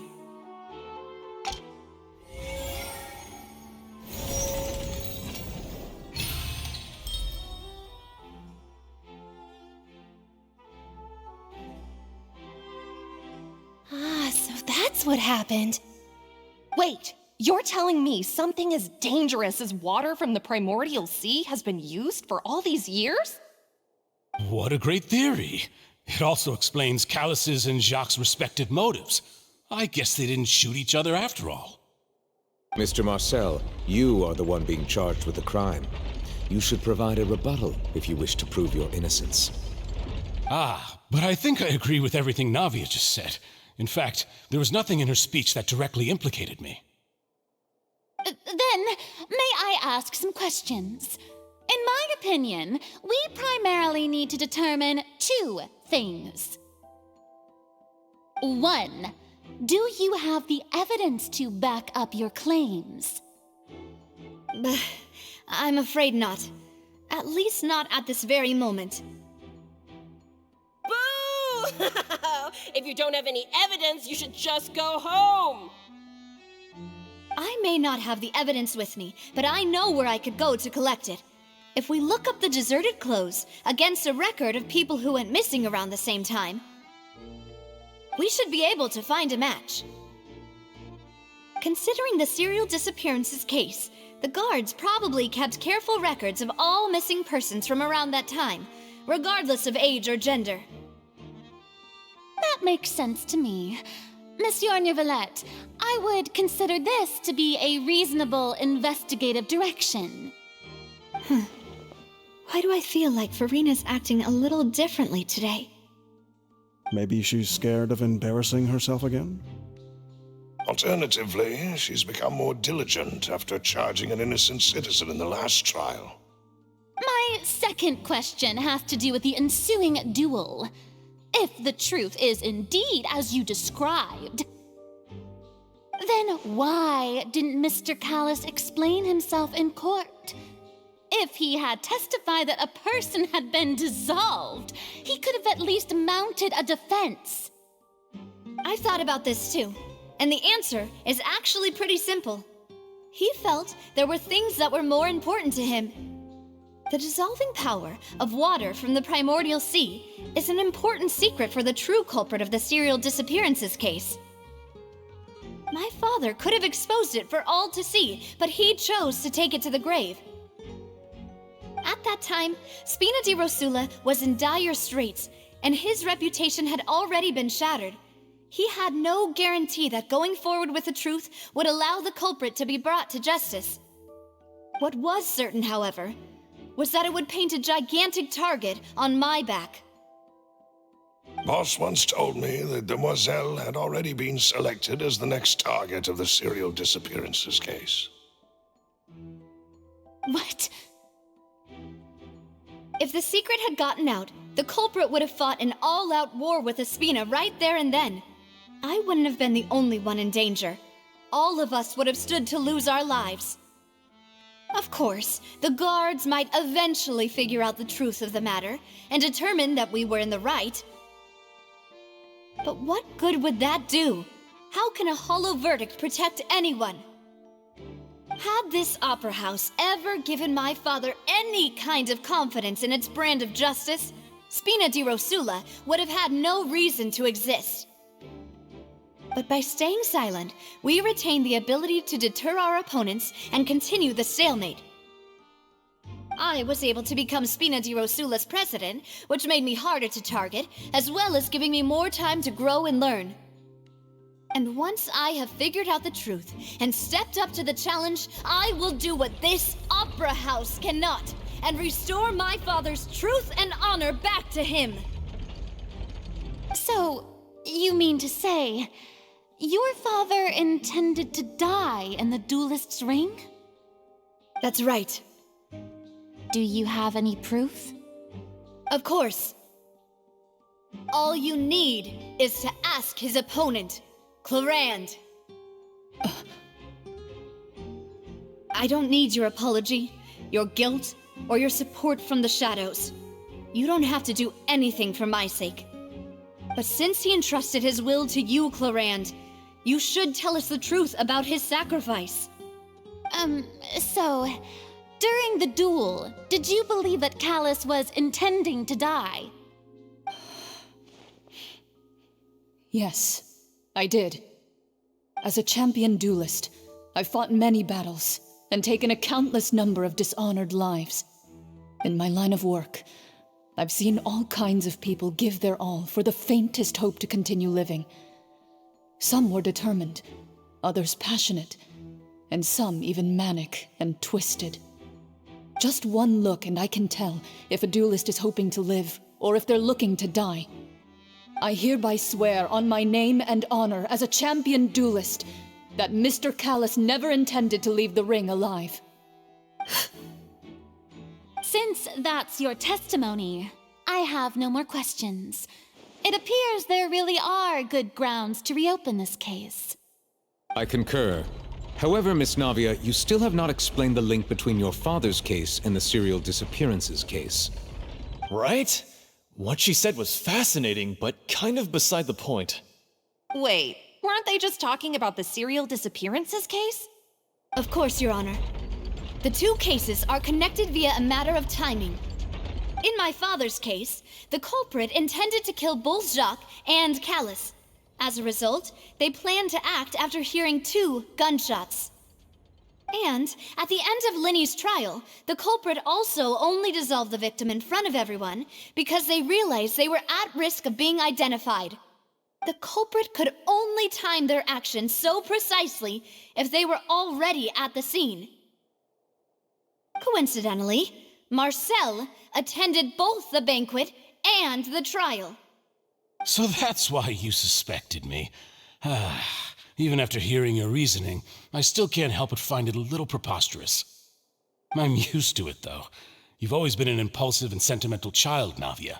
It's one of your most endearing traits. No need to appeal to pathos. I won't try to refute your points one by one, but even if everything you just said was true, can you prove that I was the only person present at both events? On top of that, does a person have to be physically present to control the timing? Can't someone remotely monitor the place? Not what you can say to that. I know that even with that, you might still think you can reduce the list of suspects with some further investigations until I'm the only one left on the list. Alas, who won't feel at least a little hurt by an accusation of murder from a girl you see as your own daughter? But if I were to dismiss this completely, you'd also think I'm not being considerate of your feelings. Ah well, let Uncle Marcel teach you another lesson. Do you know what the biggest flaw in your reasoning is? I suppose you're gonna tell me anyways. It's timing again. I'm a businessman by trade. From that standpoint, there's no reason for me to kidnap young women. It's a high-risk action with nothing to gain. In addition, I left my home in Snezhnaya when I was young to come to Poisson and work in some trade. My business only thrived when I received Callus's patronage. But the disappearances began before I ever stepped foot in Fontaine. I do apologize, demoiselle. This was my mistake. No, it's not your fault. I'm sure he had come prepared. Is there anything else you'd like to say? Would you like to check the date of my first business license against the first known case of the serial disappearances? You can also take a look at my border entry records, or ask my friends and family when I left Snezhnaya for the first time. Could those records and testimonies do something to appease the unspeakable anguish in your heart? Seems like she got the wrong guy. At this rate, Navia will be convicted for falsely accusing him. I think you've done a superb job of dissecting your father's feelings as he neared the end of his life. But aren't you going against all of his wishes and expectations right now? He wished for you to become more rational, collected, and conscientious, instead of dwelling only on your own feelings. Once you've learned to be more considerate of others' feelings, and to stop rushing headlong into things, you'd have met most of his expectations. This isn't just about me, and it never has been. The biggest difference between me and the rest of the victims is that I still have the ability to search for the truth, while that same agency has long been taken from them. The people whose families were destroyed by synth abuse, the people who lost their loved ones to the serial disappearances, and the people who suffered tragic ends due to their sense of justice. Many people's images are flashing before my eyes. I'm sure some are coming to those of you in the audience as well. And whose image do you see, Marcel? Is it a man named Vacher? Oh, so you do know that name. I'm merely surprised you'd suddenly say the name of someone I've never even heard of. I was waiting for you to say that.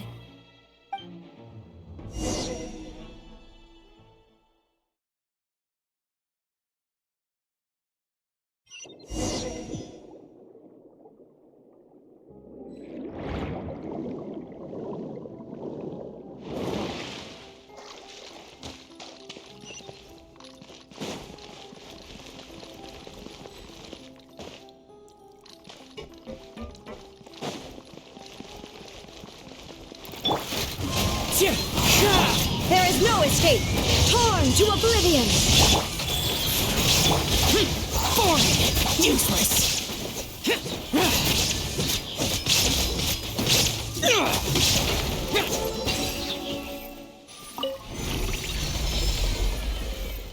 Whoa! The floor is going up! Is it because of this mechanism in the middle? That guy really prepared a lot of stuff.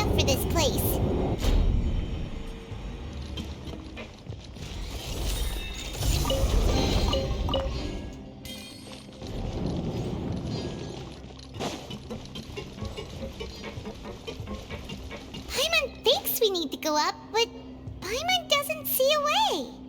Let's take a look around. Maybe we'll find a hidden mechanism that'll show us the way up.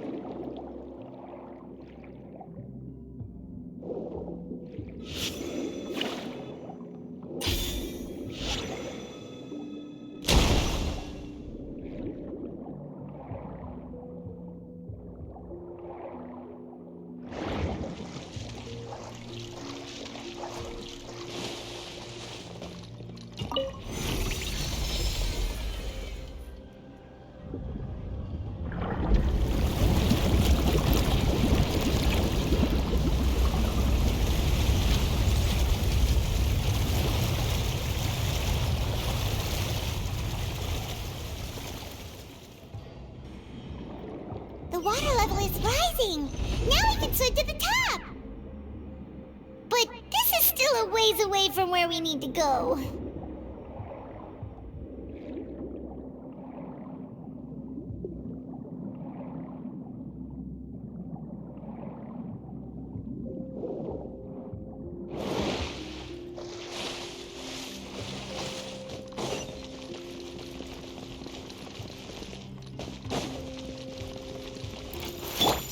One with nature.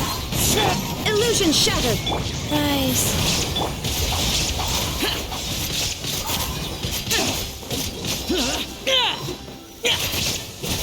Wind strider. Boring. Lament. Worthless. Here.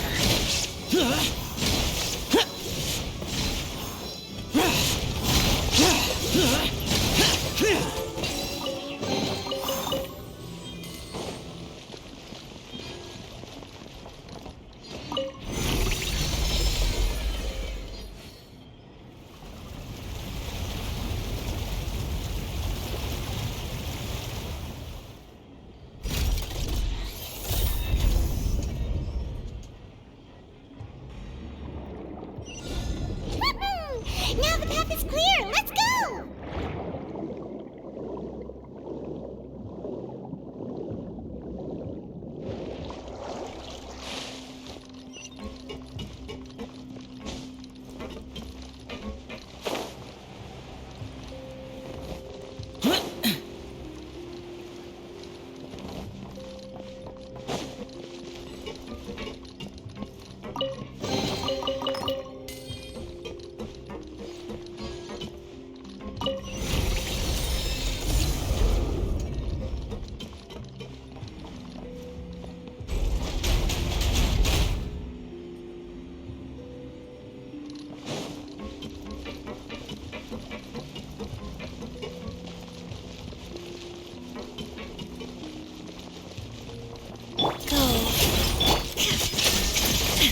Inazuma shines eternal! Into the wind. Fallen leaves. Adorn my... Useless.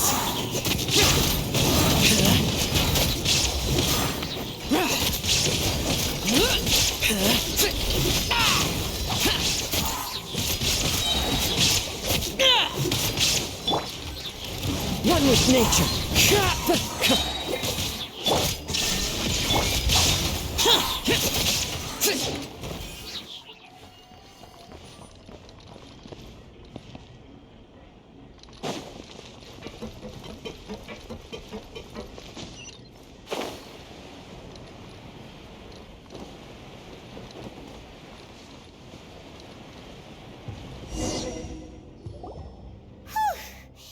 After all that, we finally made it to the innermost sanctum. Though, as expected, the mastermind isn't here. That's right. Then let's hurry up and find some evidence so we can get back to the Opera House and help Navia.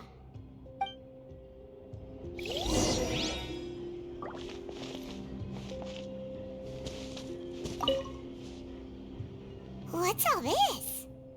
Aw, it's a bunch of really cute things. Pink accessories, a hair tie,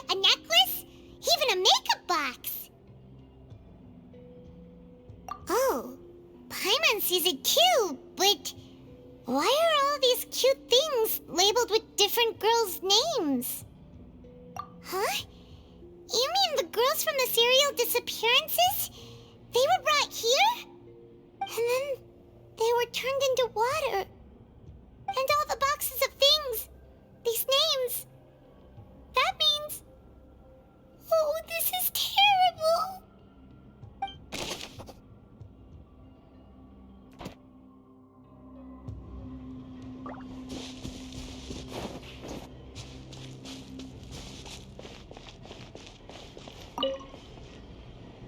What's this over here?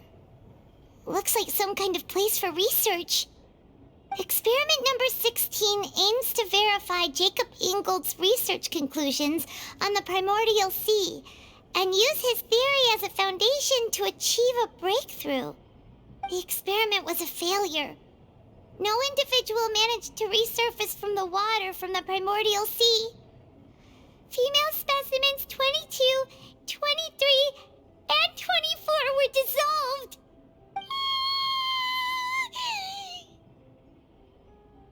Sorry, Traveler. Paimon will try her best. It's just that Paimon's never read something so scary before. How can someone write something that terrible in such a matter-of-fact tone? You read the rest. Paimon's too scared to keep going. So that's why he did all of these experiments.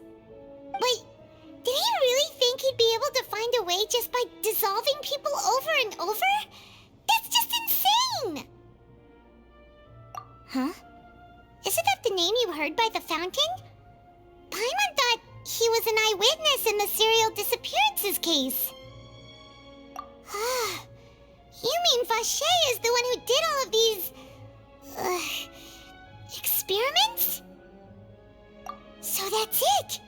Vache was no victim, but personally took his lover and...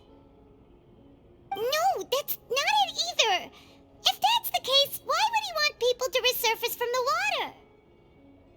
In any case, Paimon will write it all down.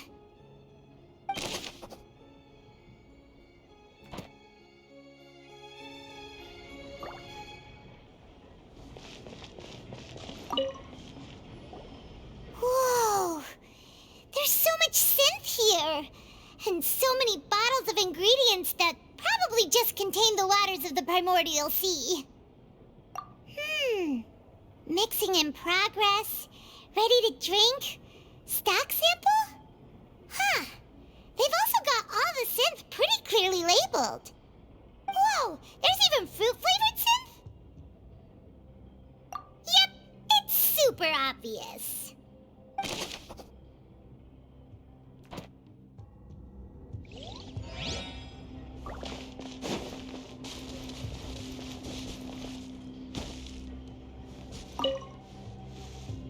Oh, look! There's an important-looking basin over here, and it's full of water! That means this is where they make all the synth, and that special water is the main ingredient! If you dilute it with normal water, you'll get synth, but the pure stuff can dissolve a human! Paimon will take notes on this incriminating evidence.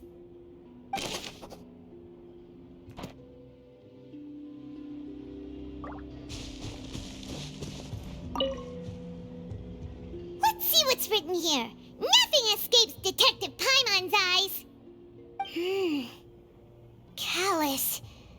Navia's father. Oh, this seems to be an investigation report on him.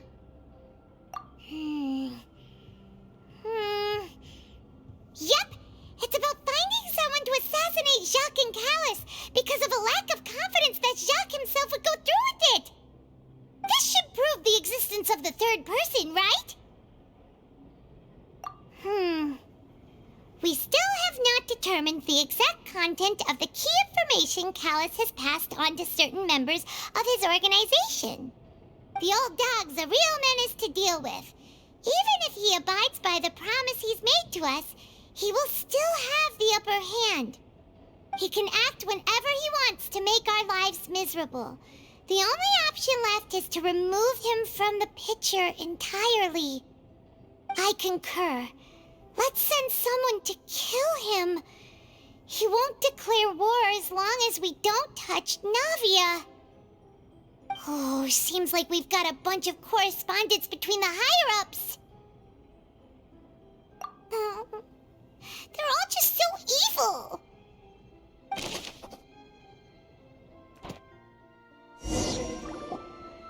We've looked at almost everything here, and it seems like our theories were spot on. But yeah, we haven't found anything that reveals his true identity. No wonder even Neuvillette wasn't able to find anything. Whoever it is probably destroyed everything to do with that name a long time ago. That way, even if we bring all this back to the opera, we won't be able to identify the true culprit. Sure thing. Paimon won't admit defeat to this guy either.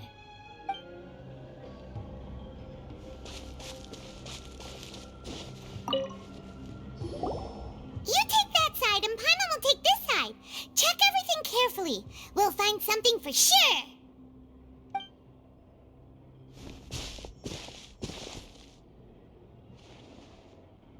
Ugh. Nothing at all.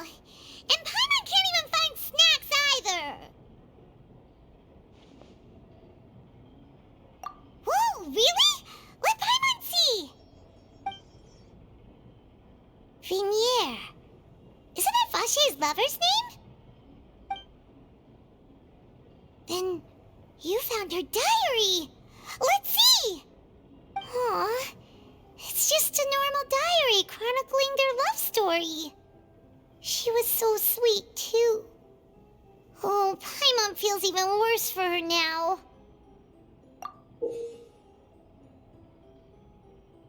So many! A whole page's worth! But they're all crossed out. Was she unhappy with all of them? The final name she decided on was Marcel.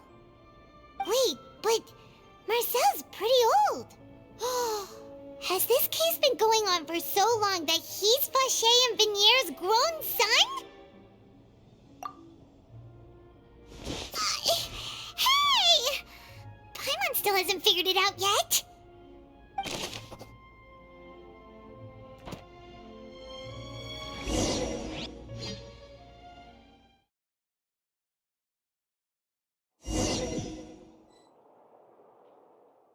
And whose image do you see, Marcel? Is it a man named Vache? Oh, so you do know that name. I'm merely surprised you'd suddenly say the name of someone I've never even heard of. I was waiting for you to say that. Navia! We're back! As expected of my partner. I just knew you'd return in the nick of time. Just how often do you intend to flout the rules of this court? It's all right, Monsieur Neuvillette. Given their confidence, I expect they've found the crucial evidence.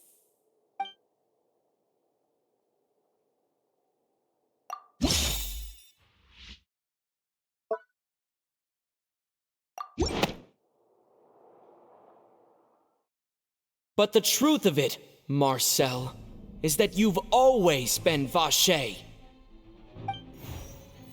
Huh? We've investigated your lair and we already know everything. After your lover, Venier, was dissolved, you kept abducting young women to experiment on the hopes of bringing her back to you. You even created Marcel as a new identity and destroyed all records of your past as Vache. So that's it. Even the villains in opera performances rarely go that far. And with that, Marcel's motive has now been established. This information regarding your past also dismantles your prior timing defense. Well, Marcel, do you know where you went wrong?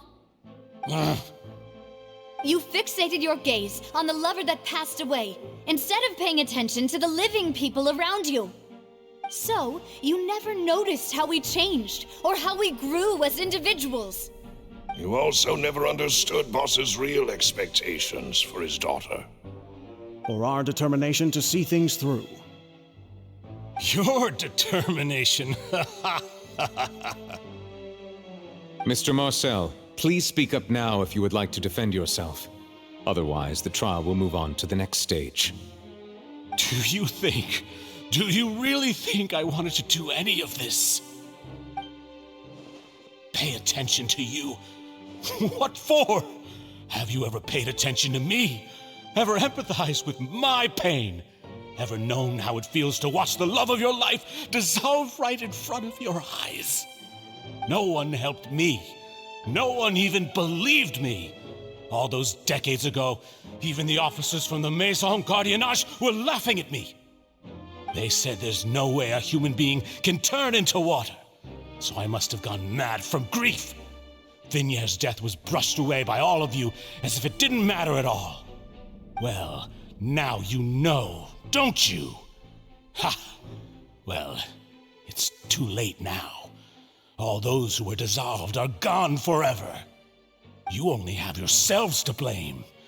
You set up this ornate opera house in pursuit of your so-called justice, your beloved drama, while turning a blind eye to the suffering of the people.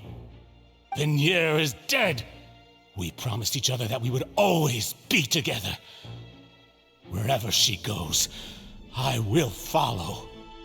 But I'm not from this blasted place, so I can't be dissolved, no matter what I do. Hey, is that water from the primordial sea that he's drinking? I can't dissolve! Can't dissolve! Can't dissolve!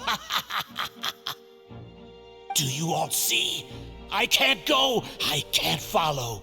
So if I can't go where she is, what choice do I have but to try to bring her back? I did all of that, and in the end, that accursed Callus still got the better of me. I spent my entire life living on pins and needles, only to get stabbed by his idiot daughter at the very end. The suspect is exhibiting signs of mental distress. Guards, please restrain him. Don't touch me! Don't anybody come near me! I still need to save Vignier. I promise. We made a promise. Vignier. Please, Vignier.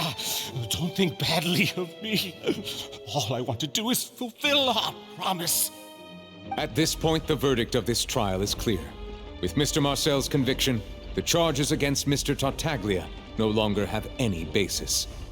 Fine by me. I was in a bad mood, but after a show like that, I'm actually feeling pretty good. Traveler, please submit all the evidence you have collected to the guards, so that I might review and summarize the truth behind the serial disappearances case. The man now known as Marcel was originally named Vacher and worked as an adventurer with his partner and lover Vignier. During an underwater expedition, Vignier accidentally came into contact with water from the primordial sea and was dissolved in front of Vacher as a result. Vacher learned of the primordial water's existence through the work of others and began to kidnap young women for research, with the goal of discovering a method to restore Vignier back to life. To cover his tracks, he invented the new alias of Marcel and began to operate a business in Poisson. During the course of his research, Vacher discovered that a diluted concoction of water from the primordial sea can induce feelings of euphoria, and began to manufacture and market synth. However, as he accumulated wealth to fund his continued research and expanded the scope, he came into conflict with Spina di Rosula. After exchanging blows with Spina di Rosula for many years, Vacher decided to assassinate their president Callus at a banquet. Although the assassination did not go as Vacher expected, he was able to turn Callus into the murder suspect by dissolving the assassin he sent to the scene. And just recently, Vacher attempted to frame Linny as the culprit of the serial disappearances case, using a similar method. However, his attempt to frame Linny failed, and the power of water from the primordial sea became public knowledge. This case also exposed enough of Vacher's machinations that he was eventually successfully charged in court. Thus concludes the enigmatic history of the serial disappearances case, with the truth revealed to all. The Oratrice will now deliver the final verdict regarding the charges against Mr. Vacher.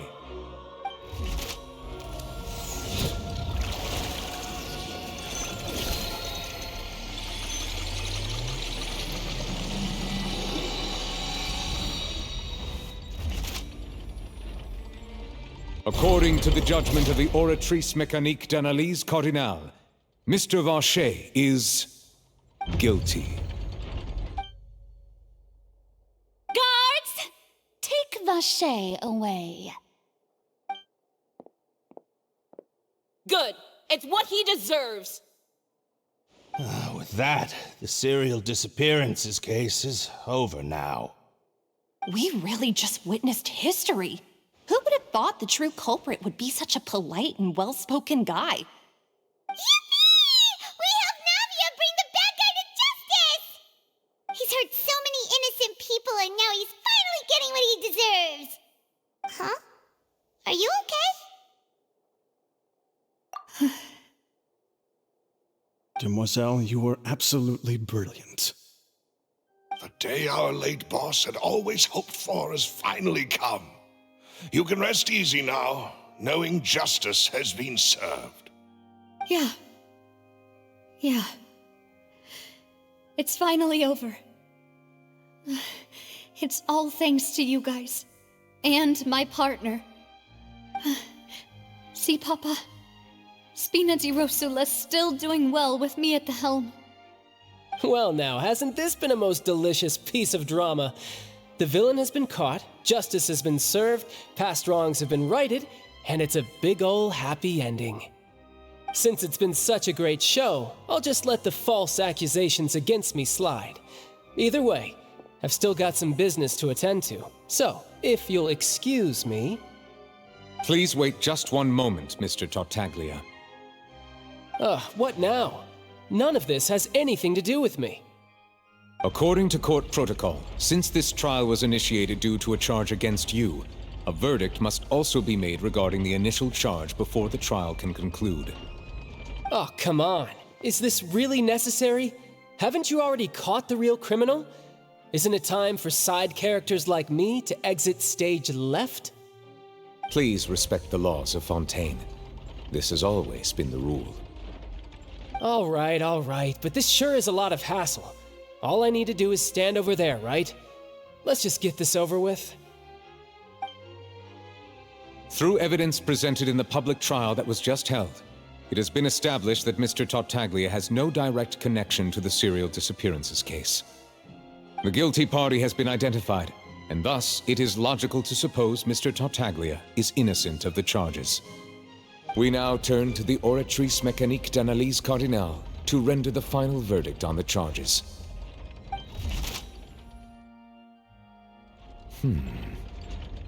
According to the judgment of the Oratrice Mécanique d'Analyse Cardinale, Mr. Tartaglia is guilty.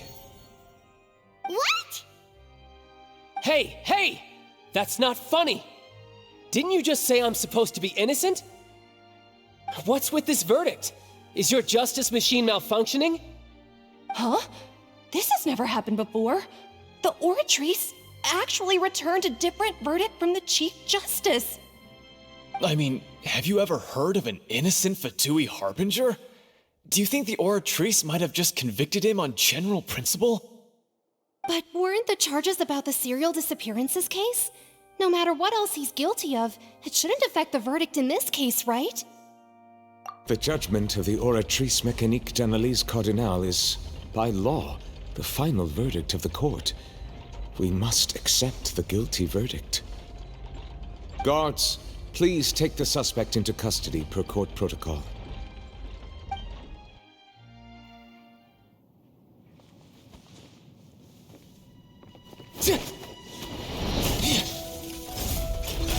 So this is how justice is done in Fontaine. What a joke. You've got your rules. Well, I've got mine too!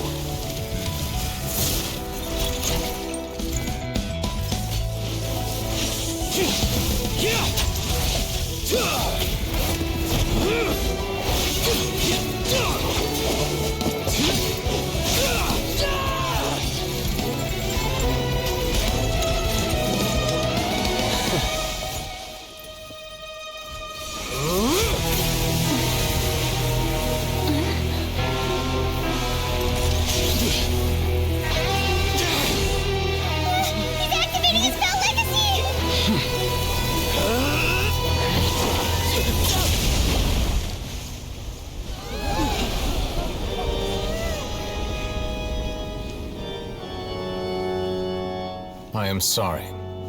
If you have been wronged, we will find the truth. But the rules of the court must be upheld.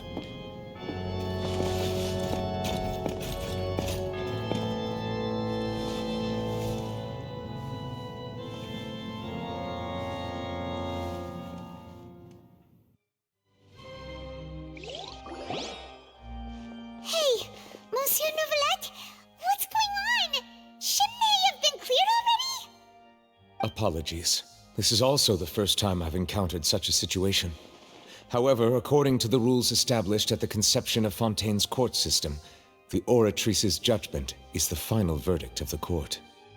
All I do is follow court procedure. As for why the Oratrice arrived at the conclusion it did, you should probably ask someone more knowledgeable than me. Why are you looking at me? I had nothing to do with it! I don't know what happened there either. Hey, stop staring at me! What does Lady Farina mean by that? She says she has no idea either, but that's impossible. Didn't she create the Oratrice herself? Yeah, so are the verdicts reliable or not? Can results like this really be called justice? My dearest citizens, did you really think we'd allow an incorrect verdict to be handed out in this court? Did you really believe that the judgment could be mistaken or be the result of some sort of random mishap? Don't tell me you thought even I had been blindsided by the Oratrice's result.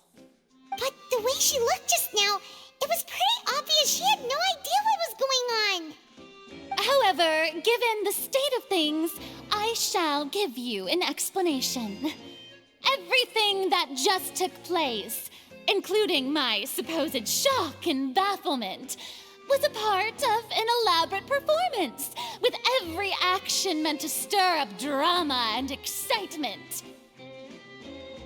And, of course, for every performance, there is a script. Everything has unfolded exactly as I expected from the very beginning. As the embodiment of the very concept of justice, the Oratrice shall never render an arbitrary judgment! If you thought Child had nothing to do with the serial disappearances case, it is only because you've been blinded by the superficial appearance of innocence. Everything he's done, not to mention the danger he poses, are beyond ordinary comprehension and completely unforgivable! All shall be revealed in time. You will come to understand my noble intentions, as well as the absolute correctness of the Oratrice's verdict.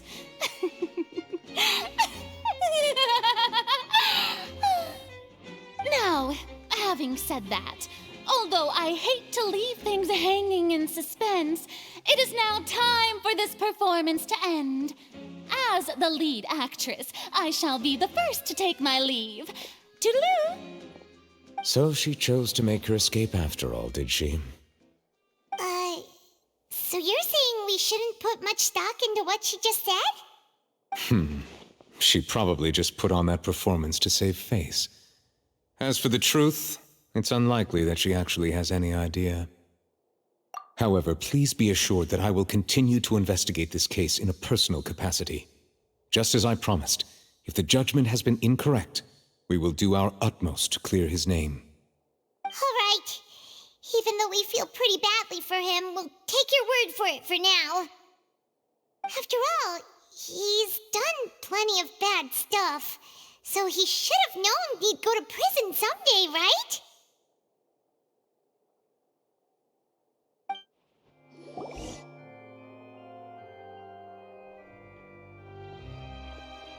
Hey, what are you doing? Quick, stop him! Traveler! Hey! Traveler! Marcel! What are you doing over here? Stop resisting arrest! Cease, or we'll add another charge to the list. No, wait! I just want to ask the Traveler something. I'm not looking to run away. Please, just let me ask this one small thing. Go on. Thank you. Thank you. I was being led away when I finally realized something. Where did you first hear the name Vache? I erased all records of that name. So, unless... Are you still trying to prove your innocence? Give it up. You've already been convicted. Really? You did? You're sure? You met her? But how could that be? How did you manage to do it? The Fountain of Lucine? Then she's been so close to me all along. And I just never... Please give me a chance to talk to her again. Just let the Traveler take me to the fountain to see her one last time. This is the last request I'll ever make in my life. You can do whatever you want to me afterwards. I don't care. What? Give an inch and you want to take a mile? Do you think serial killers get to make requests like that? Paimon agrees. Why should we give him what he wants when he's only done a ton of super terrible things? This request, is it worth as much to you as your life? Of course! Wait, no. It's worth even more than my life. Humans. Will they betray the instinct to live just to satisfy spiritual needs? Very well. I will grant your request. Your Honor, I fear that... I will go with him. You do not need to worry about any escape. In that case, I shall leave him in your most capable hands, Chief Justice. Thank you, Your Honor.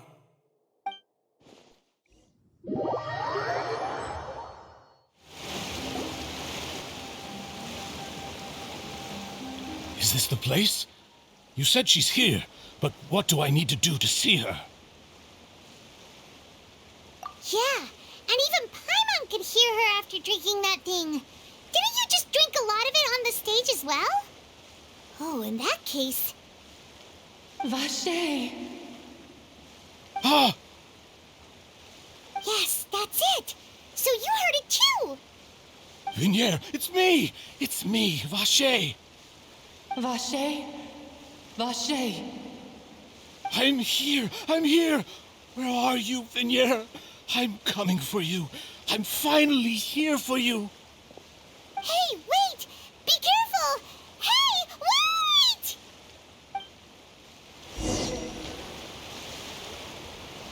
Vignere, is that you? It's me, Vache! Vignere!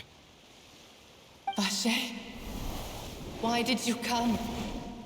Didn't I say? You don't need to look for me. You look a lot older than I remember. How long has it been?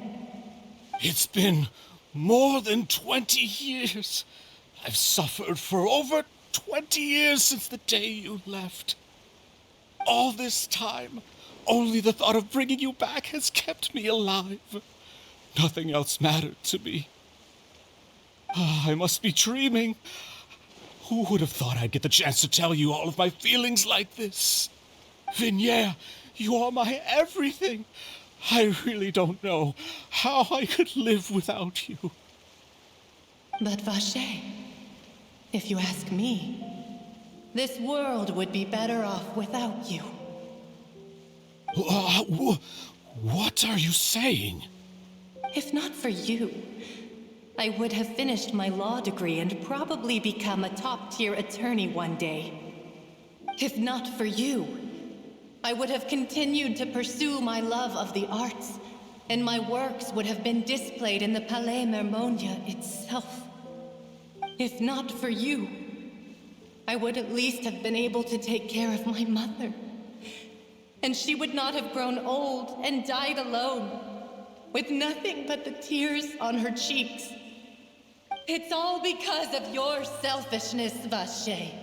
It's all because of you. Wait, you are not Vignere. Who are you? You're right. I am not Vignere. I am the sacrifices. Every woman who died by your hand, as our bodies dissolved, our consciousnesses flowed back to the primordial sea. Our thoughts circulated endlessly within the primordial sea, and we were no longer individuals, but we became one, just as streams of water come together in the sea. I'm Cressy. I'm Lemony. I'm Azine. The only one I am not is Vignier. Why? But then, where is Vignier? She doesn't want to see you anymore. Every tendril of her consciousness is avoiding you. This is what you get for your selfishness. Your selfishness robbed us of our lives and our futures. You said time and time again that you'd do any and everything for her.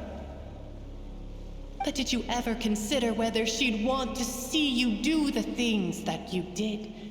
If she would despise you for what you became?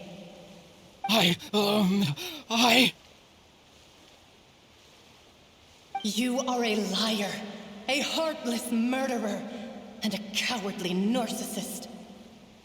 The only thing you are not is Vignier's beloved. From the moment your first victim died and her consciousness merged with Vignier's, she has had nothing but pure hatred for you.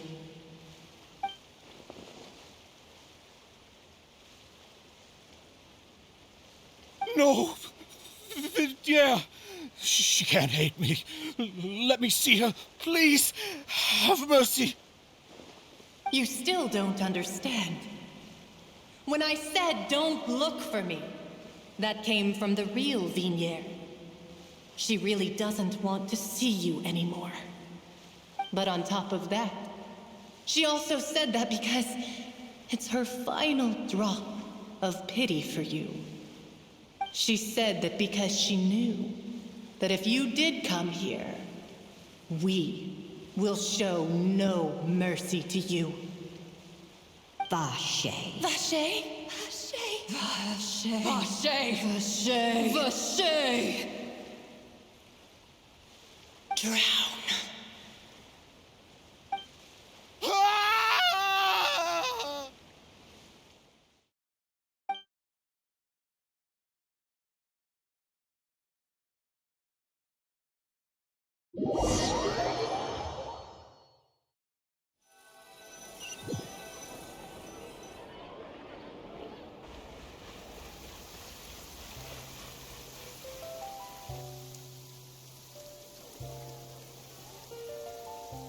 Finally, we have some time to do shopping. Gosh, it's really been a long time since we've been able to relax. Well met, partner. I knew something great was going to happen when I woke up in such a good mood today. Even this weather can't put a damper on the demoiselle's mood. It's a pleasure to see you both again. Oh, hey, Navia! It's been a few days. Paimon's already started to miss you. Oh, now that I believe. I'm easy to work with and always bring home the bacon. Who wouldn't treasure having a partner like me? Sounds like you're really enjoying life these days, Navia. What have you been busy with since the trial?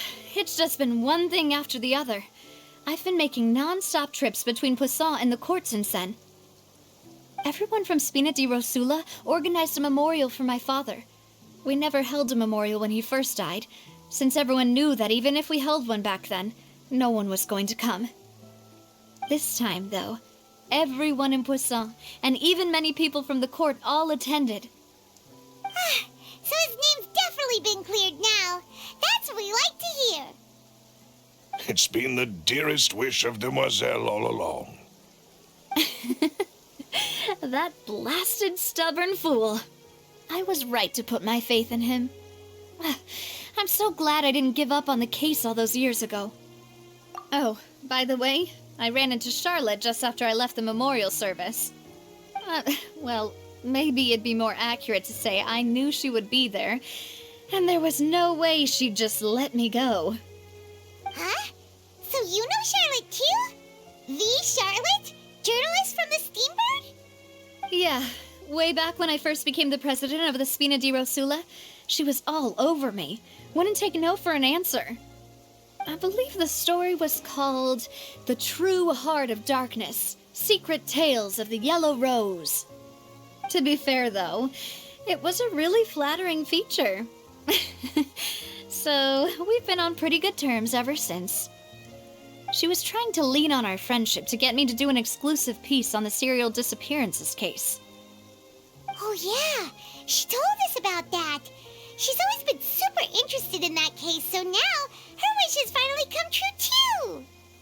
Anyway, I told her to make sure that when she writes about you guys entering the opera house with the critical evidence, that you both sound really cool. Now that's another thing to look forward to. We trust Charlotte's skills with a pen for sure. Oh, and in other news, I also took Clarand out for a meal. Oh, are you two on better terms now? While you were investigating Vashey's headquarters, Clarand gave testimony on my father's behalf. It was thanks to her that we were able to turn the tide. I wanted to thank her. I mean, there's also no point in being awkward all the time, so we took the chance to reconcile with each other. Oh, that's great. Paimon also thought Clarand wasn't actually a bad person. It's always good to have more friends. Anyway, now that the case has finally been solved, perhaps it will slowly begin to fade from the public consciousness. Oh, actually, there's still one last thing I need to do. What is it? I should pay a visit to my father's grave and tell him the truth of what happened, as well as how it all ended. And on top of that, just how much people still look up to him to this day. That includes me, too. Miss Navia. Indeed. We want to go too! We also think Callus is a really admirable person. Sure thing. I'd like you two to share the moment with me. After all, without you, there might not have been such a positive ending. And in that case, everyone, let's be off. Considering the recent weather, we'll be lucky if we can reach Poisson before dark. Yeah, you're right. It's been raining non-stop for a few days now.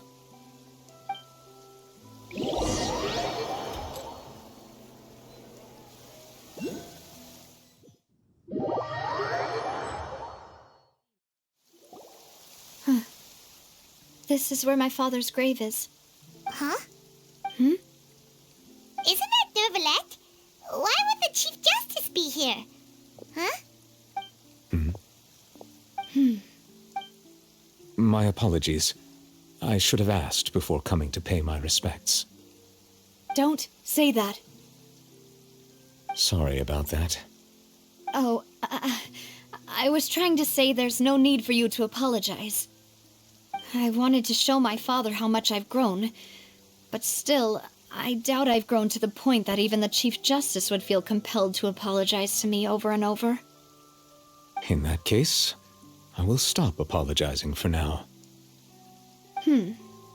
You really could use some pointers on understanding human emotions, Monsieur Neuvillette. In any case, why did you come to Poisson? Well, ever since that day, I've been turning a question over and over in my head. Just what is justice, anyway?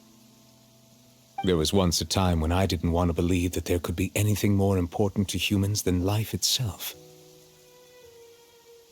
Oh, rather than that, it's probably more truthful to say I didn't believe humans were capable of resisting the most basic instinct of living things.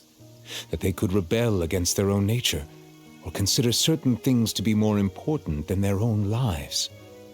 Which is also why I didn't stop your father from beginning that fateful duel. I believed that a truly innocent man would never throw away his life like that. That there was nothing, should have been nothing more important than one's own continued survival. But Mr. Callus proved me utterly and decisively wrong. If not for his sacrifice, the serial disappearances case would have remained unsolved to this day. Mr. Callus made the choice he did for his daughter, for his associates, and for many people completely unrelated to him.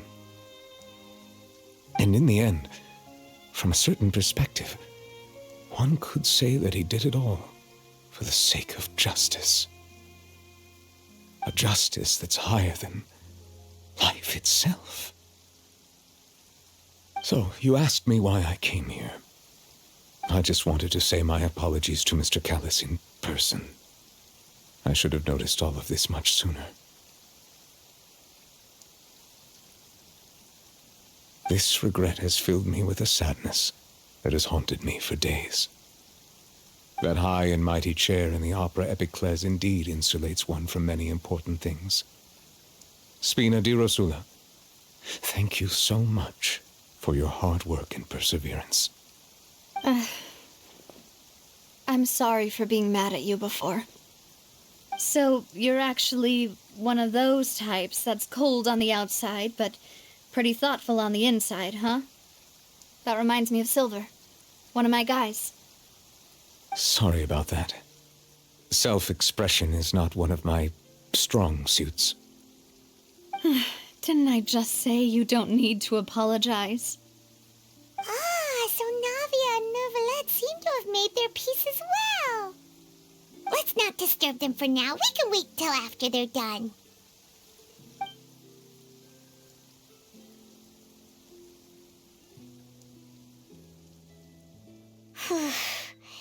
Paimon's never paid respects at someone's grave before. Did Paimon do anything rude there? Huh? Oh, Paimon didn't know that was a thing. But Paimon doesn't know what she would do if she can't fly. Oh no. Paimon hopes Miss Navia won't be too mad. Anyway, Neuvillette is still standing around there. It's not often that we can catch him alone like this, so why don't we go talk to him for a bit? If we can't talk to Lady Farina, we can at least talk to him, right?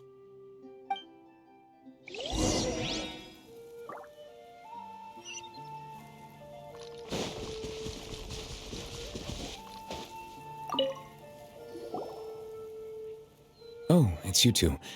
Did Miss Navia invite you to come pay your respects to her father? Mm-hmm. We ran into Navia on the streets today, so we just followed her here. I see. Then is there something that I can help you with? Well, it's pretty hard to run into you like this since you're usually super busy. So we figured we could try to ask you a few questions, if that's okay. Please feel free. Though outsiders, you helped us solve one of the greatest mysteries in Fontaine, and it would be my pleasure to return the favor. So, at court, the bad guys referred to that special water as water from the primordial sea, but what is it really? Truthfully, that name is already quite accurate. I can only surmise that Vacher and his ilk only learned of its nature and existence after extensive research. There used to be a special sea on the surface of this planet. The nature of its seawater was rather different from that of the sea we know today. Most of Tevat's life forms were first born in that special sea. You could say it nurtured much of the life on this planet. Huh. So it really was where everything began. It makes sense to call it primordial then.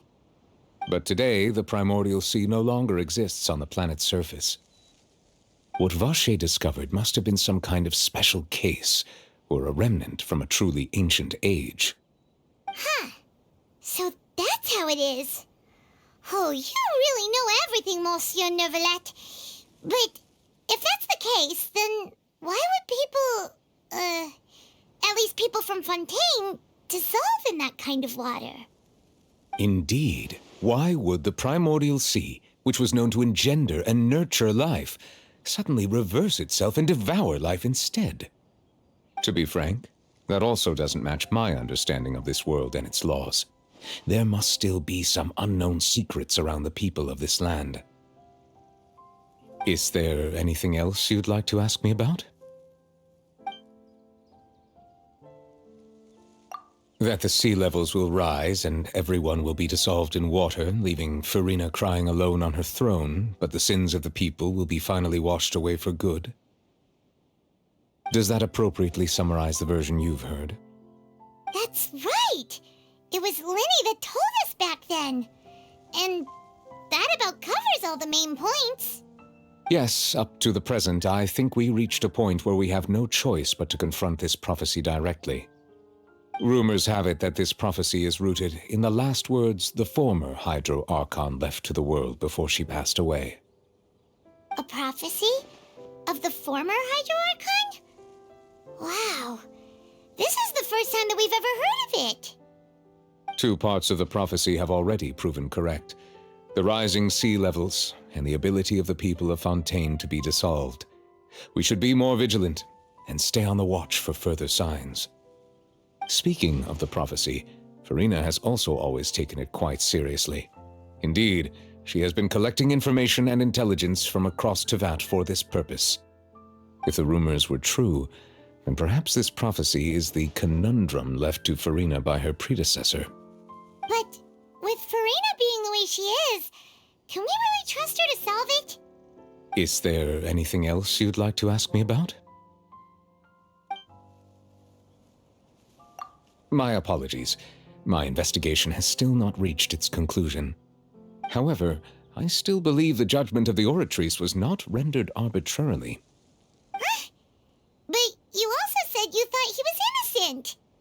For many years, I have been quite aware that the Oratrice does not simply mechanically repeat the verdict that I give on each case.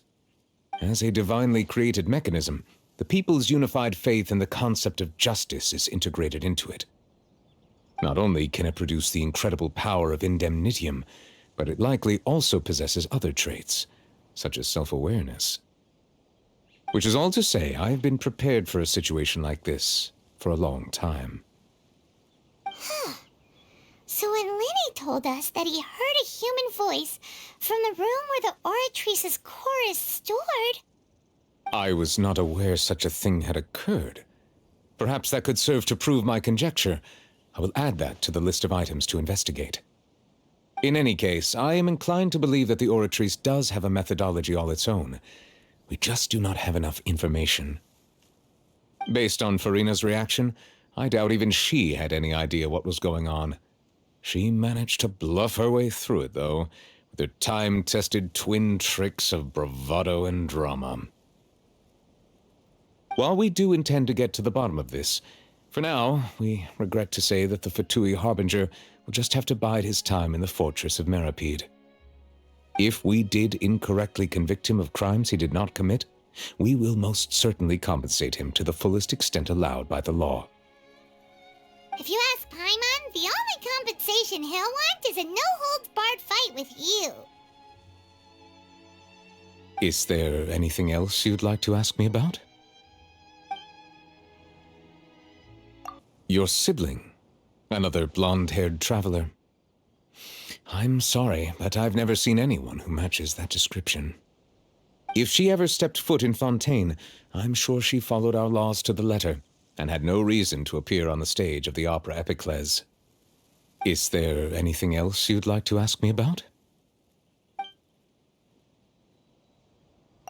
Very well. It was my honor to provide you with what answers I could. I very much enjoyed conversing with you. It will soon be time for me to leave this blissful tranquility behind and return to Palais Memoria. You really are super busy, Monsieur Neuvillette. Paimon thought you only came here to pay your respects today because you had the day off. Crime and villainy do not have the day off, and so justice must work around the clock as well. This is merely the nature of a justice's work. All right, you've got a point. Huh? Paimon just noticed that the rain has stopped.